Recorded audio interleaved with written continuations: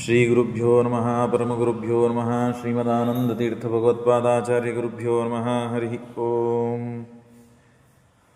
ಸೃಷ್ಟಿಸ್ಥಿತ್ಯಪ್ಯೇಯಾನ್ಯತಿರಿಷಿತಮೋ ಬಂಧಮೋಕ್ಷಾಶ್ಚ ಯಸ್ಮಾತ್ ಅಸ್ಯ ಶ್ರೀಬ್ರಹ್ಮರುದ್ರಪ್ರಭೃತಿಸುರನರದ್ವೀಷಶತ್ರುತ್ಮಕಸ್ಯ ವಿಷ್ಣೋರ್ವ್ಯಸ್ತಾಃ ಸಮಸ್ತಾಃ ಸಕಲಗುಣನಿಧಿಃ ಸರ್ವದೋಷವ್ಯಪೇತಃ ಪೂರ್ಣಾನಂದಾವ್ಯಯೋ ಯೋ ಗುರುರಪಿ ಪರಮಶ್ಚಿಂತಯೇದಂ ಮಹಾಂತಂ.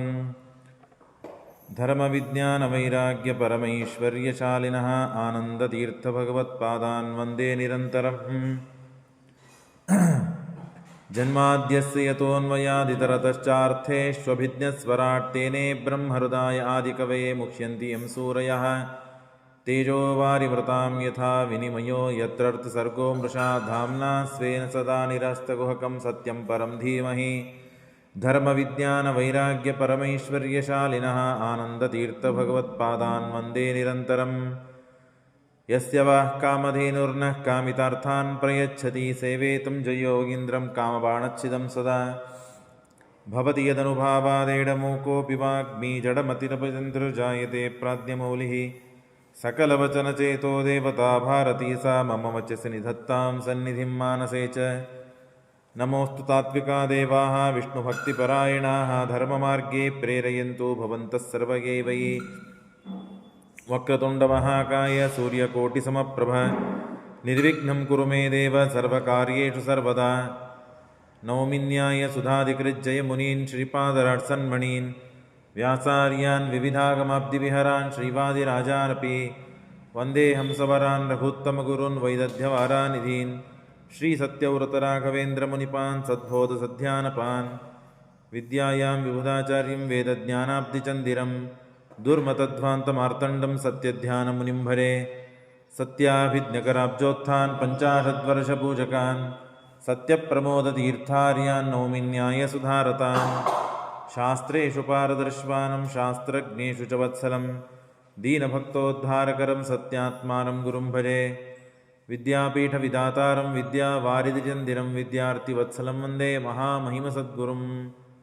ಕಲ್ಯಾಣಾದ್ಭುತಗಾತ್ರಾಯ ಕಾಮಿತಾರ್ಥಪ್ರದಾಯಿನೇ ಶ್ರೀಮದ್ವೆಂಕಟನಾಥಾಯ ಶ್ರೀನಿವಾಸಾಯ ತೇ ನಮಃ.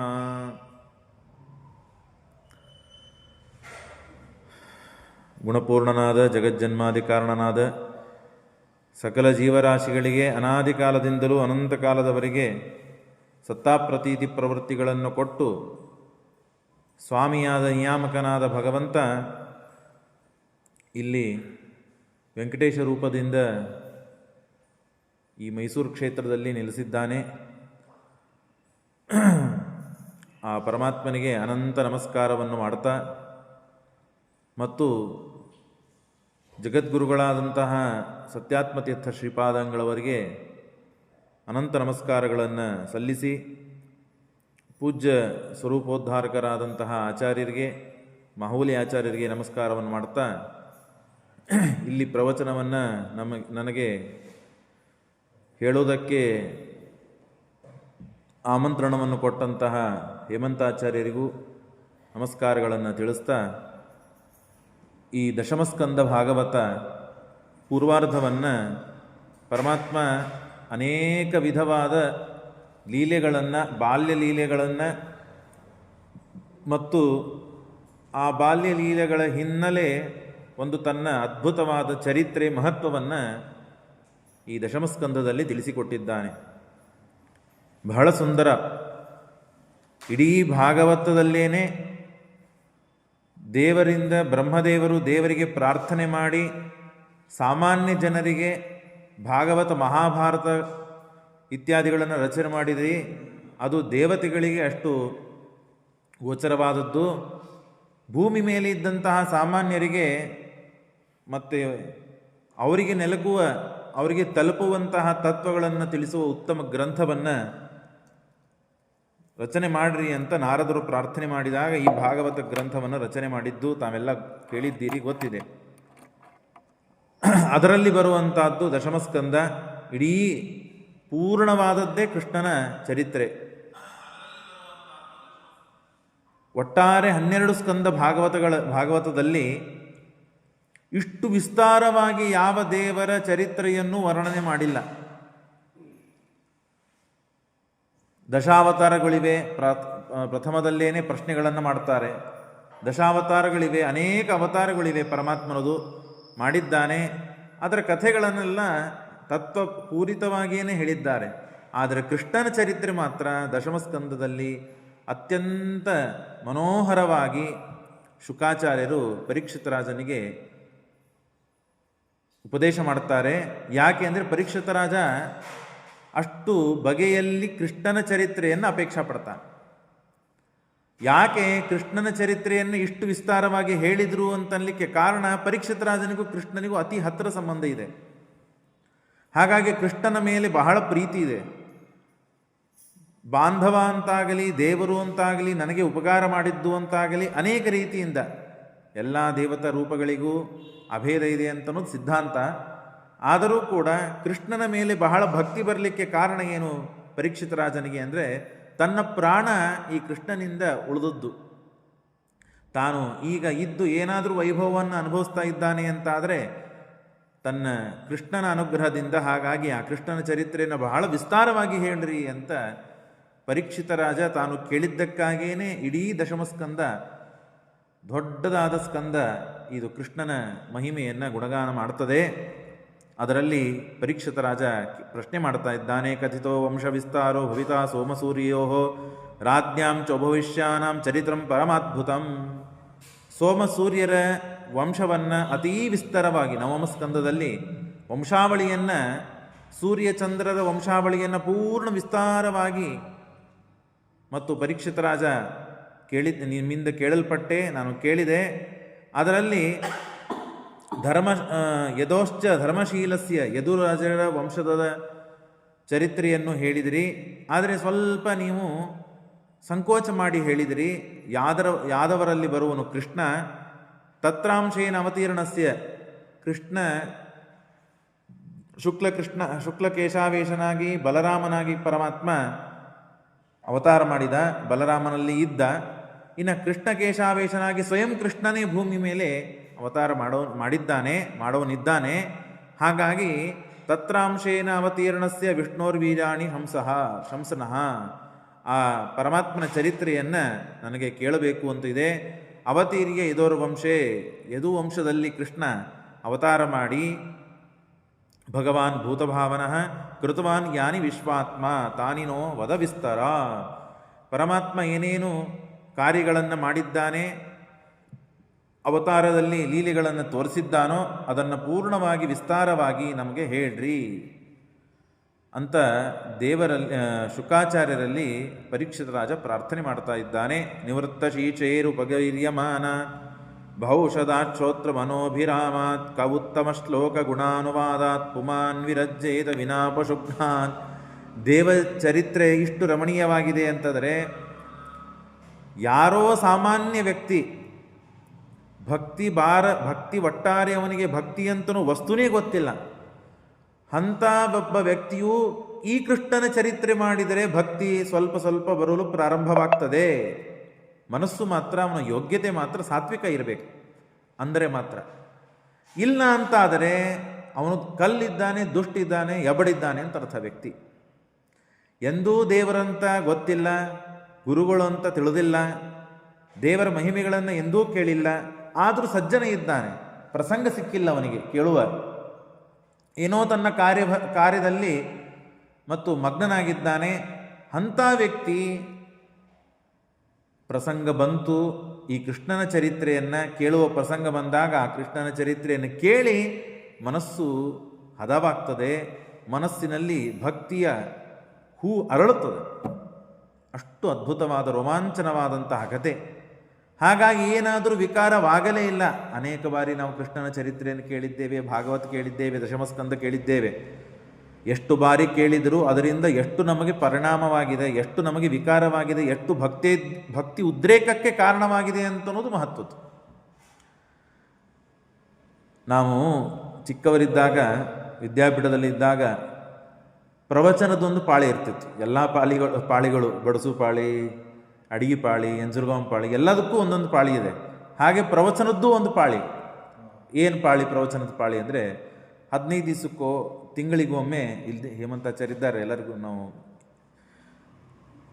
ತಿಂಗಳ 15 ದಿವಸಕ್ಕೊಂದು ಸಭಾ ಮಾಡಿ ಎಲ್ಲ ಸಣ್ಣ ಹುಡುಗರಿಗೆ ಒಂದು ಪತ್ರದಲ್ಲಿ ಪ್ರವಚನವನ್ನು ಬರೆದು ಕೊಟ್ಟು ಅದನ್ನು ಪ್ರವಚನ ಹೇಳಬೇಕು, ನಾವು ಪ್ರಾಕ್ಟೀಸ್ ಆಗಬೇಕು, ಅದು ರೂಢಿಯಲ್ಲಿ ಬರಬೇಕು, ಹೇಳಲಿಕ್ಕೆ ಬರಬೇಕು ವಿದ್ಯಾರ್ಥಿಗಳಿಗೆ ಅಂತ ಹೇಳಿ ಬರೆದು ಕೊಡೋರು. ಅಂಥ ಪ್ರವಚನಗಳು ನಾವೇ ಬರೆದು ಕೊಟ್ಟಿದ್ದನ್ನೇ ತೋದಲಿ ಹೇಳಿ ಅದು ಮರೆತು ಅದನ್ನು ಅನ್ಸ್ಕೊಂಡು ಹೇಳ್ಕೊಂಡು ಎಲ್ಲ ಮಾಡಿಕೊಳ್ಳೋ ಪ್ರಸಂಗ ಬರ್ತಿತ್ತು. ಅಂಥ ಪ್ರವಚನ ಸಭೆಗಳಲ್ಲಿಯೂ ನಮ್ಮ ಆಚಾರ ಬಂದು ಕೂರೋರು. ಏನೂ ಕಾರಣ ಇಲ್ಲ, ಏನೂ ಅವಶ್ಯಕತೆ ಇಲ್ಲ, ಆದರೆ ಪ್ರೋತ್ಸಾಹನಕ್ಕಾಗಿ, ಧೈರ್ಯ ತುಂಬಲಿಕ್ಕಾಗಿ. ಒಂದು ಎರಡನೇದ್ದು ಅವ್ರು ಕೇಳಿದರೆ, ಒಂದು ದಿವಸ ಹೇಳಿದರು, ಅದರಿಂದ ನಿಮಗೇನು, ಯಾಕೆ ಬರಬೇಕು ನೀವು ಅಂತಂದರೆ, ಸಣ್ಣವರಾಗಲಿ ದೊಡ್ಡವರಾಗಲಿ ಚಿಕ್ಕವರಾಗಲಿ ಯಾರೇ ಪ್ರವಚನ ಹೇಳಲಿ, ಅದು ಹೇಳಿದ ಪ್ರವಚನ ಯಾರ್ದೋ ಕಾದಂಬರಿ ಯಾವುದೋ ಒಂದು ಇತಿಹಾಸದ ಅಲ್ಲ, ದೇವರ ಚರಿತ್ರೆಯನ್ನೇ ಹೇಳ್ತಾರೆ, ಗುರುಗಳ ಚರಿತ್ರೆಯನ್ನೇ ಹೇಳ್ತಾರೆ. ಯಾರು ಹೇಳಿದ್ರೇನು ಅದರಿಂದ ನಮಗೆ ಪರಿಣಾಮವಾಗ್ತದೆ. ಹಾಗಾಗಿ ನಾವು ಅದನ್ನು ಶ್ರವಣ ಮಾಡ್ತೇವೆ. ಯಾರು ಹೇಳಿದರು ಅಂತನ್ನೋದು ಮಹತ್ವದಲ್ಲ, ಯಾರ ಚರಿತ್ರೆ ಇದೆ ಅದು ಮಹತ್ವದ್ದಿದೆ. ಹಾಗಾಗಿ ದೇವರ ಚರಿತ್ರೆ ಇದು ಮಹತ್ವದ್ದು, ಗುರುಗಳ ಚರಿತ್ರೆ ಇದು ಮಹತ್ವದ್ದು. ಹಾಗಾಗಿ ಅದರಿಂದ ನಮಗೆ ವಿಕಾರವಾಗ್ತದೆ. ಹಾಗಾಗಿ ನಾನು ಹೇಳುವ ತಾತ್ಪರ್ಯ ಏನು ಅಂದರೆ,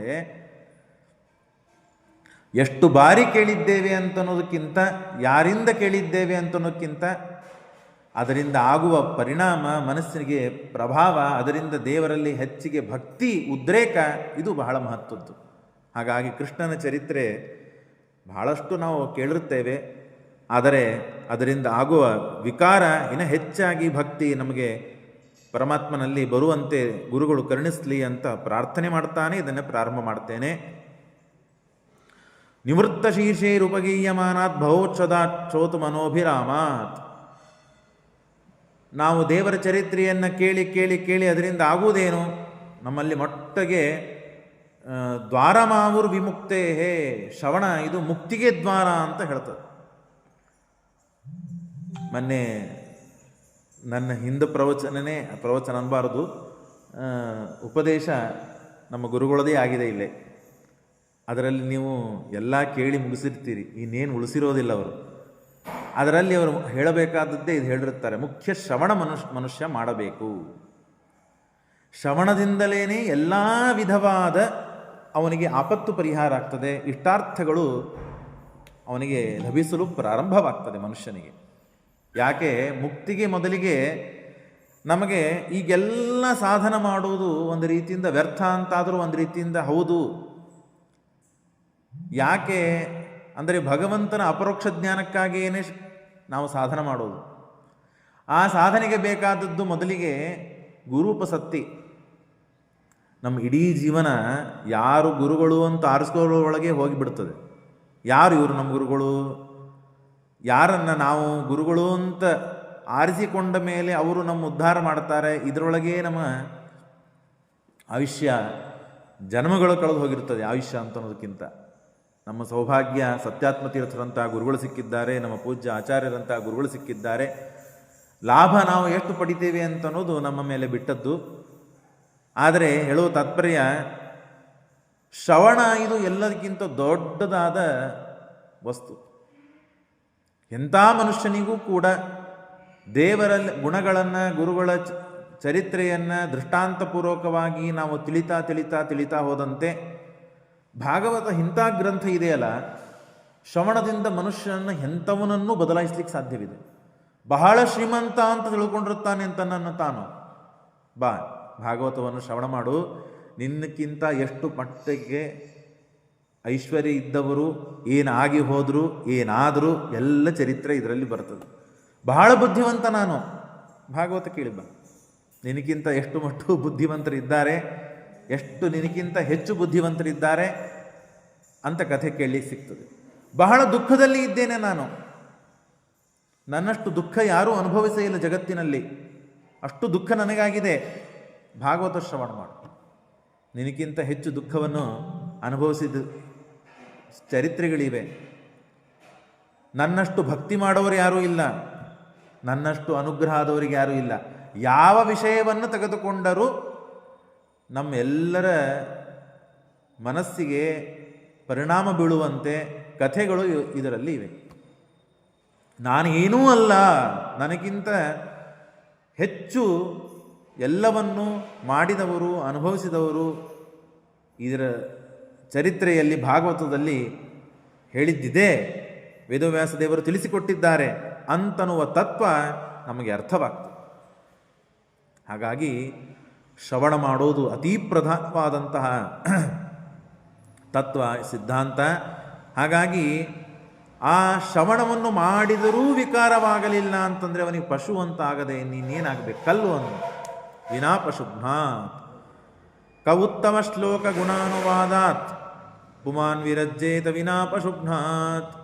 ಉತ್ತಮರ ದೇವತಾ ಭಕ್ತರ ಚರಿತ್ರೆಯನ್ನು ಕೇಳಿದಾಗ ಮನುಷ್ಯನಿಗೆ ಸಂತೋಷವಾಗಬೇಕು. ಯಾವುದೇ ಒಳ್ಳೆಯದನ್ನು ಕೇಳಿದಾಗ, ಒಳ್ಳೆಯದನ್ನು ನೋಡಿದಾಗ, ಒಳ್ಳೆಯದನ್ನು ಮಾಡೋರನ್ನು ಕಂಡಾಗ ಮನುಷ್ಯನಿಗೆ ಸಂತೋಷ ಆಗಬೇಕು. ಮೊದಲಿಗೆ ಹೌದಪ್ಪ ಮಾಡ್ತಾ ಇದ್ದಾರೆ ಅಂತಾದರೂ ಬಾಯಿಂದ ಹೇಳಲಿಕ್ಕಾಗುವುದಿಲ್ಲ. ಕೆಲವೊಮ್ಮೆ ಒಳ್ಳೆಯದಾಗಲಿಪ್ಪ ನಿಮಗೆ, ನೀವು ಇಷ್ಟು ಒಳ್ಳೆ ಕೆಲಸ ಮಾಡ್ತಾ ಇದ್ದೀರಿ, ಆಗುವುದಿಲ್ಲ. ಎಲ್ಲೋ ಅಭಿಮಾನ ಅಡ್ಡ ಬರ್ತದೆ, ನನಗೆ ಮಾಡದಿದ್ದ ಕೆಲಸವನ್ನು ಮಾಡ್ತಾ ಇದ್ದಾನಲ್ಲ ಅಂತ ಎಲ್ಲೋ ಒಮ್ಮೆ ಕದಾಚಿತ್ ಬರಬಹುದು. ಒಳ್ಳೆಯವರಿದ್ದರು ಅಂದರೆ ಅದೂ ಬರುವುದಿಲ್ಲ. ಬಂದಾಗ ಬಾಯಿಂದ ಹೇಳಲಿಕ್ಕಾಗದೇ ಇದ್ದರೂ ಮನಸ್ಸಿನಲ್ಲಿ ಅನ್ಕೋಬೇಕು, ಓ ಒಳ್ಳೆಯವರಪ್ಪ, ಅವರು ಒಳ್ಳೆ ಕೆಲಸ ಮಾಡ್ತಾ ಇದ್ದಾರೆ, ಪಾಠ ಅಂತಾರೆ, ಪ್ರವಚನ ಅಂತಾರೆ, ಅನ್ನದಾನ ಅಂತಾರೆ, ವಿದ್ಯಾದಾನ ಅಂತಾರೆ, ಸತ್ಕರ್ಮಗಳನ್ನು ಮಾಡ್ತಾ ಇದ್ದಾರೆ, ಇಷ್ಟೆಲ್ಲ ಪಾಠ ಪ್ರವಚನವನ್ನು ಮಾಡಲಿಕ್ಕೆ ಅನುಕೂಲ ಮಾಡ್ತಾ ಇದ್ದಾರೆ, ಹಾಗೆ ಹೀಗೆ 108 ಗುಣಗಳಿವೆ ಅವರಲ್ಲಿ, ಒಳ್ಳೆಯದಾಯಿತು ಅಂತ ನಾವು ಅವರ ಬಗ್ಗೆ ಒಳ್ಳೆಯದನ್ನು ಬಯಸಿದರೆ ಅವರಲ್ಲಿದ್ದ ಕಿಂಚಿತ್ ಗುಣಗಳು ನಮ್ಮಲ್ಲಿ ಬರಲು ಸಾಧ್ಯವಿದೆ. ಹಾಗಾಗಿ ಉತ್ತಮ ಶ್ಲೋಕ ಗುಣಾನುವಾದ, ಉತ್ತಮ ಶ್ಲೋಕ ದೇವರು ಪರಮಾತ್ಮ, ಅವನ ಅಥವಾ ದೇವರ ಸನ್ನಿಧಾನ ಇದ್ದ ಭಗವದ್ಭಕ್ತರ ಗುಣಗಳ ಅನುವಾದವನ್ನು ಮಾಡಿದಾಗ, ಪ್ರವಚನ ರೂಪದಲ್ಲಿ, ಪಾಠ ರೂಪದಲ್ಲಿ ಹೇಳಿದಾಗ ಅದನ್ನು ನೋಡಿ ನಾವು ಸಂತೋಷ ಪಡದೇ ಇದ್ದರೆ ಬಹಳ ನಮ್ಮಷ್ಟು ತಳಗಿನ ಜನ ಇನ್ಯಾರೂ ಇಲ್ಲ ಅಂತ ಅನ್ನಿಸ್ತದೆ ಅಂತ ಹೇಳುತ್ತದೆ ಭಾಗವತ. ವಿನಾ ಪಶುಘ್ನಾತ್. ಹಾಗಾಗಿ ಆ ಉತ್ತಮ ಶ್ಲೋಕನಾದ ಪರಮಾತ್ಮನ ಗುಣವನ್ನು, ಆ ಪರಮಾತ್ಮನ ಲೀಲೆಯನ್ನು ನನಗೆ ಹೇಳ್ರಿ. ಮತ್ತೊಂದು ಕಾರಣ ಇದೆ. ಪಿತಾಮಹಾಮೇ ಸಮರೇರ ಅವರಂಜಗೈ ದೇವವ್ರತಾದ್ದೇ ಅತಿರಥೈಸ್ತಿಮಿಂಗಲೈ ದುರತ್ಯಯಂ ಕೌರವ ಸೈನ್ಯ ಸಾಗರಂ ಕೃತ್ವಾತರನ್ ವತ್ಸಪದಂ ಸ ಯತ್ಪ್ಲವಾಹ. ನಮ್ಮ ತಂದೆ, ಅಜ್ಜ ಅವರೆಲ್ಲರೂ ಕೂಡ ಅವರಿಗೆ ದೊಡ್ಡ ಆಪತ್ತನ್ನು ಎದುರಿಸುವ ಒಂದು ದುರಂತ ಬಂತು, ಯುದ್ಧವಾಡುವ ಪ್ರಸಂಗ ಬಂತು. ಆ ಯುದ್ಧವಾಡುವ ಪ್ರಸಂಗ ಬಂದರೆ ಎಂಥೆಂಥ ಮಹಾನುಭಾವರಿದ್ದಾರೆ. ವಿದ್ಯೆಯನ್ನು ಕಲಿಸಿದ ಸ್ವಯಂ ದ್ರೋಣಾಚಾರ್ಯರಿದ್ದಾರೆ. ನಮ್ಮ ಅಜ್ಜಂದರಿಗೆ ಅಜ್ಜನಾದಂತಹ ಪಿತಾಮಹನಾದ ಭೀಷ್ಮರಿದ್ದಾರೆ, ಕೃಪಾಚಾರ್ಯರಿದ್ದಾರೆ, ಅಶ್ವತ್ಥಾಮಾಚಾರ್ಯರಿದ್ದಾರೆ, ಸಪ್ತ ರಥಿಕರಿದ್ದಾರೆ. ಅವರೆಲ್ಲರನ್ನು ಎದುರಿಸುವ ಪ್ರಸಂಗ ಬಂತು. 18 ಅಕ್ಷೋಹಿಣಿ ಸೈನ್ಯ, ಅದರಲ್ಲಿ 11 ಅಕ್ಷೋಹಿಣಿ ಸೈನ್ಯ ಕೌರವರದು. ಇಷ್ಟೆಲ್ಲ ರಥಿಕರಿಂದ ಕೂಡಿದ ಸೈನ್ಯದಿಂದ ಒಳಗೊಂಡ ಯುದ್ಧವಾಡುವ ಪ್ರಸಂಗ ಬಂದಾಗಲೂ ಯಾವ ಸಮಸ್ಯೆಯನ್ನು ಆಗದೇ ಇದ್ದಂತೆ ಭಗವಂತ ಆರಾಮಾಗಿ ಯುದ್ಧವನ್ನು ಆಡಿಸಿದ್ದಾನೆ. ದುರತ್ಯಯಂ ಕೌರವ, ಬೇರೆಯವರು ಯಾರೇ ಇದ್ದರೆ, ಕೃಷ್ಣ ಒಬ್ಬವನು ಇದ್ದಿದ್ದಿಲ್ಲ ಪಾಂಡವರ ಪಕ್ಷದಲ್ಲಿ ಅಂತಾದರೆ ಏನೂ ಮಾಡಲಿಕ್ಕೆ ಸಾಧ್ಯ ಆಗ್ತಿದ್ದಿಲ್ಲ. ಯಾಕೆ? 525 ವರ್ಷಗಳ ಕಾಲ ಅಧ್ಯಯನ ಮಾಡಿದಂಥ ಮಹಾಜ್ಞಾನಿ, ಶಸ್ತ್ರಗಳನ್ನು, ತತ್ವಗಳನ್ನು ತಿಳಿದಂತಹ ಪಿತಾಮಹರಾದ ಭೀಷ್ಮರಿದ್ದಾರೆ. 18 ದಿನಗಳಲ್ಲಿ 10 ದಿನಗಳ ಕಾಲ ಯುದ್ಧ ಮಾಡಿದ್ದಾರೆ.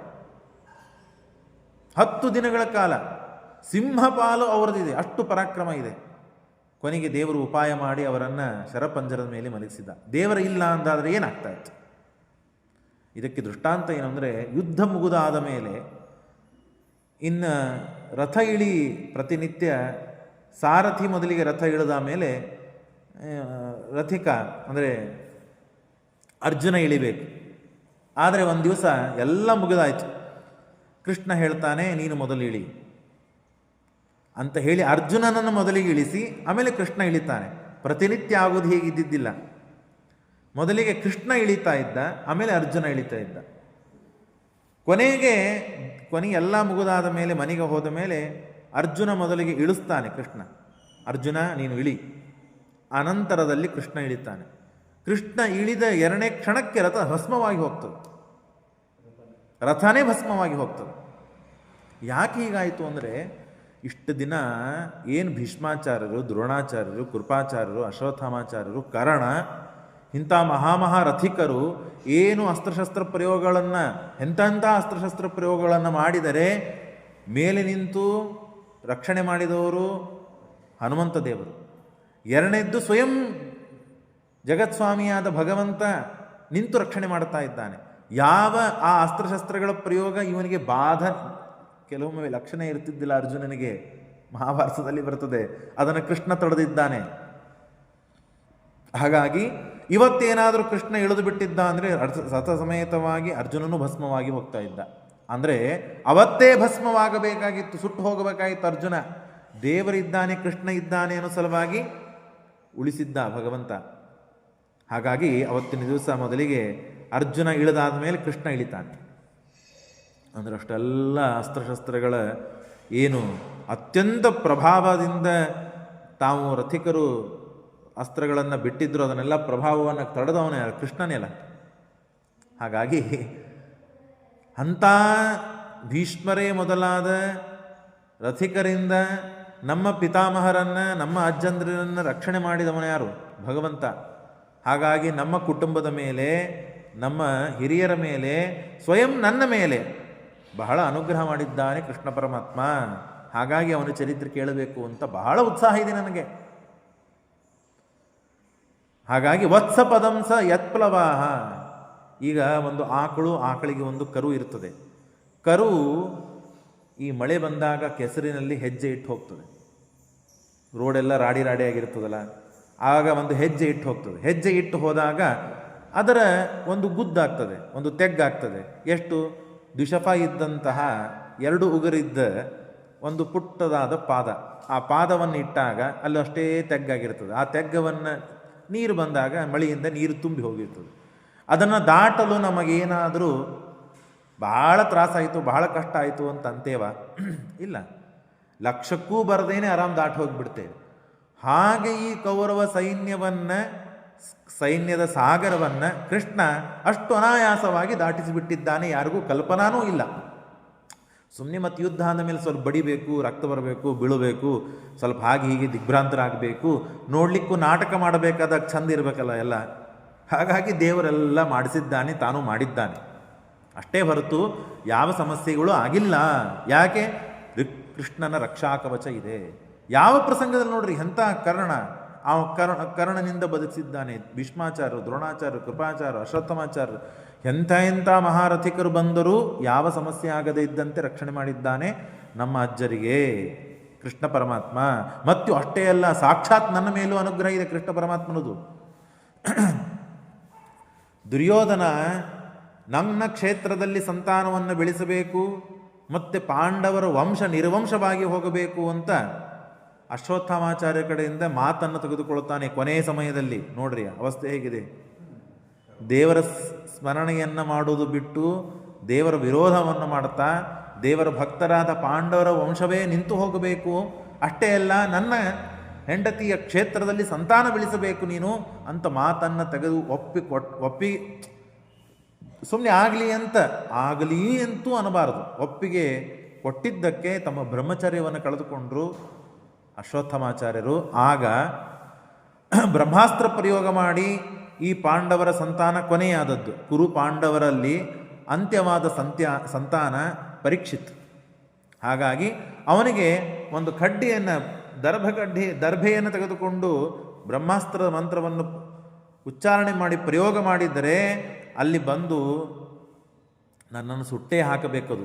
ಆಗ ದ್ರೋಣ್ಯಸ್ತ್ರ ವಿಪ್ಲುಷ್ಟಮಿದಂ ಮದಂಗಂ ಸಂತಾನ ಬೀಜಂ ಕುರು ಪಾಂಡವಾನಾಂ ಜುಗೋಪಕುಕ್ಷಿಂಗತ ಆತ್ತಚಕ್ರೋ ಮಾತುಶ್ಚಮೇ ಯಶ್ಚರಣಂ ಮೃತಾಯಾಹ. ನನ್ನ ತಾಯಿ ಬಂದು ಒಳಗೆ ಹೊಟ್ಟೆಯಲ್ಲಿದ್ದ ಆಗ ಕೃಷ್ಣ ಹೊರಟು ಬಿಟ್ಟಿರ್ತಾನೆ ತನ್ನ ಊರಿಗೆ. ಆಗ ಬಂದು ಶರಣಾಗತಿ ಹೊಂದಿ ನನ್ನ ತಾಯಿ ರಕ್ಷಣೆ ಮಾಡು, ಈ ದ್ರೋಣರ ಮಗನಾದ ಅಶ್ವತ್ಥಾಮಾಚಾರ್ಯರು ಬ್ರಹ್ಮಾಸ್ತ್ರ ಪ್ರಯೋಗ ಮಾಡಿದ್ದಾರೆ, ನನ್ನನ್ನು ನನ್ನ ಸಂತಾನವನ್ನು ಮತ್ತು ಕುರು ಪಾಂಡವರಿಗೆ ಒಂದೇ ಇದು ಕುಡಿ, ಅದಿಲ್ಲ ಅಂತಾದರೆ ಮುಂದೆ ನಡೆಯುವುದಿಲ್ಲ ಅಂತ ಹೇಳಿ ಪ್ರಾರ್ಥನೆ ಮಾಡಿದ್ದಕ್ಕಾಗಿ ನನ್ನನ್ನು ರಕ್ಷಣೆ ಮಾಡಿದ್ದಾನೆ ಕೃಷ್ಣ ಪರಮಾತ್ಮ. ಹಾಗಾಗಿ ಅಂಥ ಕೃಷ್ಣ, ಅವನ ಚರಿತ್ರೆಯನ್ನು ಕೇಳೋದರಿಂದ ಮನಸ್ಸಿಗೆ ಹಿತವಾಗ್ತದೆ, ಪರಿಣಾಮಗೊಳ್ಳುತ್ತದೆ, ಭಕ್ತಿ ಆಗ್ತದೆ. ಒಂದು ಕಾರಣ, ಭಕ್ತಿ ಬರೋದಕ್ಕಾಗಿ ದೇವರ ಚರಿತ್ರೆ ಒಂದು. ಭಕ್ತಿ ಅಂತಂದ್ರೇ ಮಹಾತ್ಮ ಜ್ಞಾನಪೂರ್ವಕವಾದಂತಹ ಸ್ನೇಹಪೂರ್ವಕ ದೇವರನ್ನು ಆರಾಧನೆ ಮಾಡುವುದೇ ಭಕ್ತಿ. ಕೇವಲ ಸ್ನೇಹದಿಂದ ಪರಮಾತ್ಮನನ್ನು ಆರಾಧನೆ ಮಾಡೋದು ಭಕ್ತಿ ಆಗುವುದಿಲ್ಲ. ಮಹಾತ್ಮ ಜ್ಞಾನಪೂರ್ವಸ್ತು ಸುಹೃದ ಸರ್ವತೋಧಿಕ, ಸುದೃಢನಾಗಿ ಅತ್ಯಂತ ಬಲಿಷ್ಠನಾಗಬೇಕು. ಅವನು ಎದರಿಂದ ಬಲಿಷ್ಠನಾಗಬೇಕು? ದೇವರ ಮಹಿಮೆಯನ್ನು, ದೇವರ ಗುಣಗಳನ್ನು ಕೇಳಿ ಕೇಳಿ ಕೇಳಿ ಬಲಿಷ್ಠನಾಗಬೇಕು ಆ ವ್ಯಕ್ತಿ. ನಾನು ಯಾವಾಗಲೂ ಮೇಲಿಂದ ಮೇಲೆ ಒಂದು ಉದಾಹರಣೆ ಕೊಡ್ತಾ ಇರ್ತೇನೆ. ಇಲ್ಲಿ ಸತ್ಯಾತ್ಮರ ಒಂದು ಚಿತ್ರ ಇದೆ. ನಿಮ್ಮ ಮೊಮ್ಮಕ್ಕಳನ್ನು ಅಥವಾ ಯಾರೋ ಒಬ್ಬ ಅಪರಿಚಿತ ವ್ಯಕ್ತಿ, ದೇವರು ಗುರುಗಳು ಸತ್ಯಾತ್ಮರು ಗೊತ್ತಿಲ್ಲ, ಅಂಥ ವ್ಯಕ್ತಿಯನ್ನು ಕರೆದುಕೊಂಡು ಬಂದ್ರಿ, ಅಥವಾ ನಿಮ್ಮ ಮೊಮ್ಮಗನನ್ನು ಕರ್ಕೊಂಡು ಬಂದ್ರಿ, ಎಲ್ಲ ವಯಸ್ಸಾದವರು ಇದ್ದೀರಿ. ಕರ್ಕೊಂಡು ಬಂದಾಗ ಆ ಕೂಸಿಗೆ ಹೇಳಿದಿರಿ, ನೋಡು ಸ್ವಾಮಿಗಳು ಕೂತಾರೆ ಸತ್ಯಾತ್ಮರು, ನಮಸ್ಕಾರ ಮಾಡಪ್ಪ ಅಂದಾಗ ಏನೋ ತಿಳುವಳಿಕೆ ಇಲ್ಲ ಅಂದರೆ ನೀವು ನಮಸ್ಕಾರ ಮಾಡಿದರೆ ಅದು ನಮಸ್ಕಾರ ಮಾಡಿಬಿಡುತ್ತದೆ. ಸ್ವಲ್ಪ ತಿಳುವಳಿಕೆ ಬಂತು, 8 ವರ್ಷ ಆಯಿತು, ಅಜ್ಜ ಯಾಕೆ ನಮಸ್ಕಾರ ಮಾಡ್ಬೇಕು ನಾನು ಅಂತ ಕೇಳ್ತಾನೆ. ಸತ್ಯಾತ್ಮರು, ಹೌದು ನನ್ನ ಹೆಸರು ಗೊತ್ತಿದ್ದಿದ್ದಿಲ್ಲ, ನಮಸ್ಕಾರ ಯಾಕೆ ಮಾಡ್ಬೇಕು ನಾನು ಅಂತ ಆ ಹುಡುಗ ಕೇಳ್ತದೆ. ಆವಾಗ ಅಲ್ಲಪ್ಪ, ಇಂಥ ಶಾಪಾನುಗ್ರಹರು ಅನೇಕ ವಿದ್ಯಾರ್ಥಿಗಳನ್ನು ನಿರ್ಮಾಣ ಮಾಡಿದ್ದಾರೆ, ಸಮಗ್ರ ಸುಧಾ ಪರೀಕ್ಷೆಯನ್ನು ಕೊಡಿಸ್ತಾ ಇದ್ದಾರೆ, ಇಷ್ಟು ಜ್ಞಾನ ಪ್ರಚಾರ, ಅನ್ನದಾನ, ವಿದ್ಯಾದಾನ, ಶಾಪಾನುಗ್ರಹ ಸಮರ್ಥರು, ವಿರಕ್ತರು, ಹಾಗೆ ಹೀಗೆ ಅವರು 108 ಗುಣಗಳನ್ನು ಅವರಿಗೆ ತಿಳಿಸಿದಾಗ, ಹೌದಾ ಇಂಥ ಮಹಾತ್ಮರ, ನೀನು ಹುಟ್ಟಿದ್ದು ಅವರ ಮಂತ್ರಾಕ್ಷತಿ ಬಲದಿಂದಲೇ ಅಂತ ಕೊನೆಗೆ ಅವನು ಹುಟ್ಟು ಗುಟ್ಟನ್ನು ಅವನಿಗೆ ತಿಳಿಸಿಕೊಟ್ಟಾಗ ಅವನು ಸಂತೋಷಪಟ್ಟು ಹೌದಾ ಅಂತ ಹೇಳಿ ನಮಸ್ಕಾರ ಮಾಡ್ತಾನೆ. ಇನ್ನೊಮ್ಮೆ ಬಂದಾಗ ಅವನಿಗೆ ನೀವು ಹೇಳೋ ಕಾರಣ ಇಲ್ಲ, ಅವನೇ ನಮಸ್ಕಾರ ಮಾಡ್ತಾನೆ. ನಮಸ್ಕಾರದಲ್ಲಿ ಹೆಚ್ಚೆಚ್ಚು ಭಕ್ತಿ ಬರ್ತಾ ಹೋಗ್ತದೆ. ಯಾಕೆ ಇದಾಯಿತು? ನೀವು ಏನೂ ಹೇಳಿದ್ದಿಲ್ಲ ಅಂತಾದರೆ ಅವನಿಗೆ ನಮಸ್ಕಾರ ಮಾಡು ಅಂದರೆ ಮಾಡ್ತಿದ್ದ ಅಷ್ಟೇ. ಮಹಾತ್ಮ ಜ್ಞಾನ ನೀವು ಯಾವಾಗ ಅವನಲ್ಲಿ ತುಂಬ್ತಿರಲ್ಲ, ಆಗ ಅವನಲ್ಲಿ ಹೆಚ್ಚು ಹೆಚ್ಚು ಸ್ನೇಹ ಬರ್ತದೆ, ಸ್ನೇಹ ಇರ್ತದೆ. ಪೀಠಾಧಿಪತಿಗಳು, ಗುರುಗಳು, ಅವರ ವಂಶನೇ, ನಮ್ಮ ವಂಶನೇ ಅವರಿಂದ ಮತ್ತು ಉಪಕೃತವಾದದ್ದು ಅಂತ ಯಾವಾಗ ನಮ್ಮ ಮಕ್ಕಳಿಗೋ ಮೊಮ್ಮಕ್ಕಳಿಗೋ ಗೊತ್ತಾಗ್ತದಲ್ಲ, ಆಗ ಅವರ ಮೇಲೆ ಹೆಚ್ಚು ಭಕ್ತಿ ನಮಗೆ ಬರ್ತದೆ. ಯಾಕೆ? ಮಹಾತ್ಮ ಜ್ಞಾನ ನಮಗೆ ಅವರ ಬಗ್ಗೆ ಗೊತ್ತಾದಾಗ. ಯಶೋಧಾದೇವಿಗೆ ಮುಂದೆ ಕೇಳ್ತೀರಿ, ಆವಾಗ ಮಹಾತ್ಮ ಜ್ಞಾನ ಇರ್ತಿತ್ತು, ಇಲ್ಲದೇ ಇದ್ದಾಗ ತಾಯಿ ಮತ್ತು ಮಗನ ಮೇಲೆ ಮಾಡುವ ಪ್ರೀತಿ ಏನಿತ್ತು ಅಷ್ಟು ಪ್ರೀತಿ ಮಾಡ್ತಾಯಿತ್ತು. ಅಷ್ಟೇ ನಡೆಯುವುದಿಲ್ಲ ಅಂತ ಶಾಸ್ತ್ರ. ಹಾಗಾದರೆ ಪ್ರೀತಿ ಹೆಚ್ಚಾಗಬೇಕು ಆದರೆ ದೇವರ ಗುಣಗಳು, ದೇವರ ಉಪಕಾರ, ದೇವರ ಕಥೆಗಳನ್ನು ಹೆಚ್ಚು ನಾವು ಕೇಳಬೇಕು. ಅಂದಾಗಲೇ ಇಲ್ಲದೇ ಇಲ್ಲ. ಪ್ರವಚನ ಕೇಳ್ತೇವೆ, ಪ್ರತಿ ಬಾರಿ ಪ್ರವಚನ ಕೇಳಿರ್ತೇವೆ, ನಾವು ಹೇಳಿರ್ತೇವೆ, ಹೇಳಬೇಕಾದಾಗ ಕೇಳಬೇಕಾದಾಗ ಅಷ್ಟೇ. ಅದು ಕೆಲವು ಹೊತ್ತು ಮಾತ್ರ ದೇವರಲ್ಲಿ ಭಕ್ತಿ ಬರ್ತದೆ. ಹೋಗಿ ಮನೆಗೆ ಹೋದ್ವಿ ಅಂತಾದರೆ ಅದು ಮರೆತು ಹೋಗ್ತದೆ, ಮತ್ತೆ ಅದೇ ವ್ಯಾಪಾರದಲ್ಲಿ. ಯಾಕೆ ಅಂದರೆ ಇದಕ್ಕೆ ಒಂದು ಶಾಸ್ತ್ರವೇ, ಭಾಗವತವೇ ನಿರ್ಣಯವನ್ನು ಕೊಡ್ತದೆ. ಯಾಕೆ ಹೀಗಾಗ್ತದೆ ಅಂದಾಗ ಅಷ್ಟು ನಮ್ಮ ಮನಸ್ಸು ದುರ್ಬಲ ಇದೆ. ಶಾಸ್ತ್ರಕಾರರು ಹೇಳುವುದು ಏನು ಅಂದರೆ ನಮ್ಮ ಮನಸ್ಸು ಅಷ್ಟು ದುರ್ಬಲ ಇದೆ. ಯಾಕಷ್ಟು ದುರ್ಬಲ ಇದೆ ಅಂದರೆ ಅನಂತ ಜನ್ಮಗಳನ್ನು ನಾವು ತಾಳಿದ್ದೇವೆ. ಅನಂತ ಜನ್ಮಗಳಲ್ಲಿ ನಮ್ಮ ಮನಸ್ಸಿಗೆ ಸಂಸ್ಕಾರವನ್ನು ಹಾಗೇ ನಾವು ಕೊಟ್ಟಿದ್ದೇವೆ. ಹೆಂಡತಿ, ಮಕ್ಕಳು, ಐಶ್ವರ್ಯ, ಭೋಗ, ವ್ಯಾಪಾರ, ಇದನ್ನೇ ಮಾಡ್ತಾ ಇರಬೇಕು ಅಂತ ಸಂಸ್ಕಾರಗಳನ್ನು ನಾವು ಹೆಚ್ಚು ಕೊಟ್ಟಾಗ ಆ ಮನಸ್ಸು ಒಮ್ಮೆ ಈಚೆ ಬರುವುದು ಅಂದರೆ ಬಹಳ ಕಷ್ಟ. ಅದು ನಿಧಾನ ಇಂಥ ಜನ್ಮಗಳು, ಇಂಥ ಗುರುಗಳು, ಇಂಥ ಆಚಾರ್ಯರು ಸಿಕ್ಕಾಗ ಅಲ್ಲಿ ಶ್ರವಣ ಮಾಡಿ ನಾವು ಮನಸ್ಸಿಗೆ ಹಿಂದೆ ನಾವು ಎಷ್ಟು ಜನ್ಮಗಳಲ್ಲಿ ಅದಕ್ಕೆ ದುಷ್ಟ ಸಂಸ್ಕಾರಗಳನ್ನು ಕೊಟ್ಟು ಬಲಿಷ್ಠವನ್ನಾಗಿ ಮಾಡಿದ್ದೇವೋ ಆ ಬಲಿಷ್ಠತಾ ಹೋಗಬೇಕು ಅಂತಾದರೆ ಈಗ ನಾವು ಅನೇಕ ಬಾರಿ ಶ್ರವಣ ಮಾಡಬೇಕು. 1-2 ಬಾರಿ ನಡೆಯುವುದಿಲ್ಲ. ಪ್ರವಚನ ಮಾಡ್ತಿರ್ತೇವೆ, ಪ್ರವಚನ ಕೇಳ್ತಿರ್ತೇವೆ, ಮಕ್ಕಳು ಬಂದರೆ ಅಥವಾ ಯಾರಾದರೂ ಬಂದರೆ ಅಥವಾ ಸಿನಿಮಾ ಈ ಕಡೆ ಹಾಡು ಹಚ್ಚಿದರೆ ನಮ್ಮ ಮನಸ್ಸು 2ನೇ ಕ್ಷಣಕ್ಕೆ ಆ ಕಡೆ ಹೋಗ್ಬಿಡ್ತದೆ. ಯಾಕೆ ಅಂದರೆ ಸಂಸ್ಕಾರ ಆಗಿದೆ. ಅನೇಕ ಜನ್ಮಗಳ ಸಂಸ್ಕಾರದಿರಿ. ಒಂದು ಜನ್ಮಕ್ಕೆ ನಾವು 4-10 ಬಾರಿ ಭಾಗವತ ಕೇಳಿದ ಮಾತ್ರಕ್ಕೆ ಅದನ್ನೆಲ್ಲ ಬಿಟ್ಟು ಇಲ್ಲಿ ಮನಸ್ಸು ಬರಬೇಕು ಅಂತಂದರೆ ಬಹಳ ಕಠಿಣ ಇದೆ. ಬರುವುದಿಲ್ಲ ಅಂತ ನಾನು ಹೇಳ್ತಾ ಇಲ್ಲ, ಶಾಸ್ತ್ರಕಾರರು ಹಾಗೆ ಹೇಳ್ತಾ ಇಲ್ಲ. ನಮ್ಮ ಸಂಸ್ಕಾರ ಅಷ್ಟು ಬಲವತ್ತವಾದದ್ದರಿಂದ ಐಶ್ವರ್ಯಕ್ಕಾಗಿ ದುಡಿದು 60 ವರ್ಷ 70 ವರ್ಷ, ಯಾರೂ ತಪ್ಪಾಗಿ ಭಾವಿಸಬೇಡ್ರಿ, 60 ವರ್ಷ 70 ವರ್ಷ ದುಡಿದು ಮನಸ್ಸಿಗೆ ಹಣ ಹಣ ಹಣ ಹಣ ಅಂತ ಸಂಸ್ಕಾರ ಕೊಟ್ಟಾದ ಮೇಲೆ, ರಿಟೈರ್ಡ್ ಆದಮೇಲೆ ನಾವು ಪ್ರವಚನ ಕೇಳ್ತೇವೆ ಮಾಡ್ತೇವೆ, ಹಣದ ವ್ಯಾಮೋಹ ಹೋಗಬೇಕು ಅಂದರೆ ಹೇಗೆ ಹೋಗ್ಲಿಕ್ಕೆ ಸಾಧ್ಯ? ಇದೇ ಜನ್ಮದಲ್ಲಿ, ಬೇರೆ ಜನ್ಮದಲ್ಲ, ಇದೇ ಜನ್ಮದಲ್ಲಿ. ಅಂದಮೇಲೆ 60 ವರ್ಷದ ಸಂಸ್ಕಾರವೇ ಮುಂದೆ ಇನ್ನು 40 ವರ್ಷ ಜಗ್ಗುತ್ತದೆ ನಮಗೆ. ಆ ವ್ಯಾಮೋಹದಲ್ಲೇ, ಆ ವ್ಯಾಮೋಹ ಬಿಡಬೇಕು ಅನ್ನೋ ಸಲುವಾಗಿ ಶ್ರವಣಾದಿಗಳಲ್ಲಿ ಆಸಕ್ತರಾಗುವಂತೆ ಆಗ್ತೇವೆ. 60 ಅಲ್ಲ, 600 ಅಲ್ಲ, 6000 ಅಲ್ಲ, ಅನಂತ ಜನ್ಮಗಳಲ್ಲಿ ಮಾಡ್ತಾ ಬಂದ ಮನಸ್ಸಿಗೆ ಆ ಸಂಸ್ಕಾರಗಳನ್ನು ಕೊಟ್ಟಾಗ ಅದು ಹೇಗೆ ಹೋಗಲು ಸಾಧ್ಯ? ಆದರೂ ಹೋಗ್ತದೆ. ಆದರೂ ಸಾಕಷ್ಟು ಪರಿಹಾರ ಮಾಡ್ತಾನೆ ದೇವರು ಶ್ರವಣಗಳಿಂದ. ಹಾಗಾಗಿ ವೀರ್ಯಾಣಿ ತಸ್ಯಾಖಿಲ ದೇಹ ಭಾಜಾಂ ಅಂತರ್ಬಹಿರ್ ಪುರುಷ ಕಾಲರೂಪೈ. ದೇವರು ಏನೇನು ವೀರ್ಯಗಳನ್ನು ಕರ್ಮಗಳನ್ನು ಮಾಡಿದ್ದಾನೋ, ಏನೇನು ಉತ್ತಮ ಕರ್ಮಗಳನ್ನು ಮಾಡಿದ್ದಾನೋ, ಲೀಲೆಗಳನ್ನು ತೋರಿಸಿದ್ದಾನೋ, ಅಂತರ್ಬಹಿ ಒಳಗಡೆ ಇದ್ದು ಹೊರಗಡೆ ಇದ್ದು ಅವನೆಲ್ಲ ಚರಿತ್ರೆಯನ್ನು ನಮಗೆ ಹೇಳಿದರೆ ಸಾಕು, ನಮ್ಮ ಜೀವನ ಉದ್ಧಾರವಾಗ್ತದೆ. ನಾವು ಶ್ರವಣ ಮಾಡಿ ಒಂದನೇದ್ದು ನನಗೆ ಸಾಕ್ಷಾತ್ತಾಗಿ ಉಪಕಾರ ಮಾಡಿದ್ದಾನೆ, ನಮ್ಮ ಪೂರ್ವಜರ ಮೇಲೆ ಉಪಕಾರ ಮಾಡಿದ್ದಾನೆ, ಮತ್ತು ಅವನಲ್ಲಿ ಭಕ್ತಿ ಬರುವುದಕ್ಕಾಗಿಯೂ ಅವನ ಚರಿತ್ರೆಗಳನ್ನು ನಮಗೆ ಹೇಳ್ರಿ. ಒಳಗಡೆ ಇದ್ದು ಪ್ರೇರಣೆ ಮಾಡಿದ್ದು, ಹೊರಗಡೆ ಇದ್ದು ಪ್ರೇರಣೆ ಮಾಡಿದ್ದು. ಮತ್ತು ನಮಗೆ ಕೇಳಲ್ಪಟ್ಟಿದೆ, ರೋಹಿಣ್ಯ ತನಯ ಪ್ರೋಕ್ತ ರಾಮ ಸಂಕರಣಸ್ತ್ವಯ ದೇವಕ್ಯ ಗರ್ಭ ಸಂಬಂಧ ಕುತೋ ದೇಹಾಂತರಂ ವಿನ. ರೋಹಿಣಿ ಬಲರಾಮಚಂದ್ರ ದೇವರು ರೋಹಿಣಿ ಮಗ ಅಂತ ಕೇಳ್ತೇವೆ, ಆದರೆ ದೇವಕಿ ಮಗನು ಅಂತ ಕೇಳ್ತೇವೆ. ಒಂದೇ ಜನ್ಮದಲ್ಲಿ 2 ಗರ್ಭ ಸಂಬಂಧ ಹೇಗಾಗಲು ಸಾಧ್ಯ?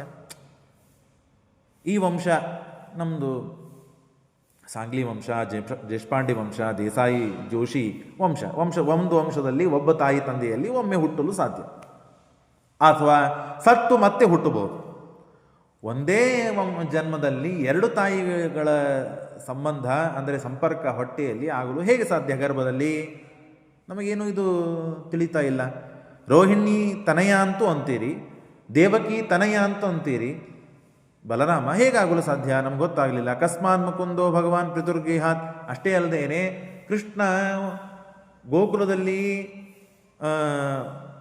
ಗೋಕುಲಕ್ಕೆ ಹೋದ, ಮಥುರೆಯಲ್ಲಿ ಅವತಾರ ಮಾಡಿದ, ಗೋಕುಲಕ್ಕೆ ಹೋದ. ಯಾಕೆ? ಹುಟ್ಟಿದ ಮೇಲೆ ಯಾಕೆ ಹೋದ? ಅಕಸ್ಮಾತ್ ಮುಕುಂದೋ ಭಗವಾನ್ ಪಿತುರ್ಗೃಹಾತ್. ತಂದೆಯ ಮನೆಯಿಂದ ಯಾಕೆ ವ್ರಜಕ್ಕೆ ಹೋದ? ಅದನ್ನು ನಮ್ಗೆ ಗೊತ್ತಾಗಲಿಲ್ಲ. ಕ್ವವಾಸ ಜ್ಞಾತಿ ವಿಸ್ಸಾರ್ಧಂ ಕೃತವಾನ್. ಯಾರಿಗೂ ಗೊತ್ತಾಗದೇ ಇದ್ದಂತೆ ಅಜ್ಞಾತವಾಗಿ ದೇವರು ವಾಸ ಮಾಡುವ ಕಾರಣ ಏನು?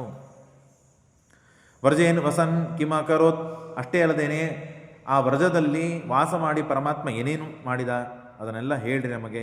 ಭ್ರಾತರಂ ಚಾವದಿತ್ ಕಂಸಂ. ಅಷ್ಟೇ ಅಲ್ಲ, ತಾಯಿಯ ತಮ್ಮ ಕಂಸ, ಅವನನ್ನು ಕೊಲ್ಲಿಕ್ಕೆ ಕಾರಣ ಏನು? ಅದು ನಮಗೆ ಗೊತ್ತಾಗಲಿಲ್ಲ. ದೇವರು ಮಾಡಿದ ಒಂದೊಂದು ಕಾರಣಗಳು ತಿಳಿದೇ ಇದ್ದರೆ ಯಾಕೆ ದೇವರು ಹೀಗೆ ಮಾಡಿದ, ಇವನು ದೇವರ ಅಂತನೋ ಶಂಕೆ ಪ್ರಸಂಗಗಳು ಬರ್ತದೆ.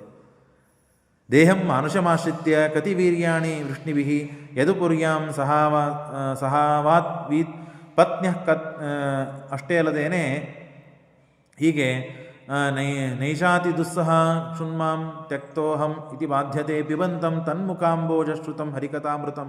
ಹಾಗಾಗಿ ಈ ಪರಮಾತ್ಮನ ಎಲ್ಲ ಚರಿತ್ರೆಯನ್ನು ನಮಗೆ ನಿಮ್ಮ ಮುಖದಿಂದ ಕೇಳಬೇಕು, ಕೇಳಿ ನಾವು ಪುನೀತರಾಗಬೇಕು ಅಂತ ಅಪೇಕ್ಷೆ ಇದೆ.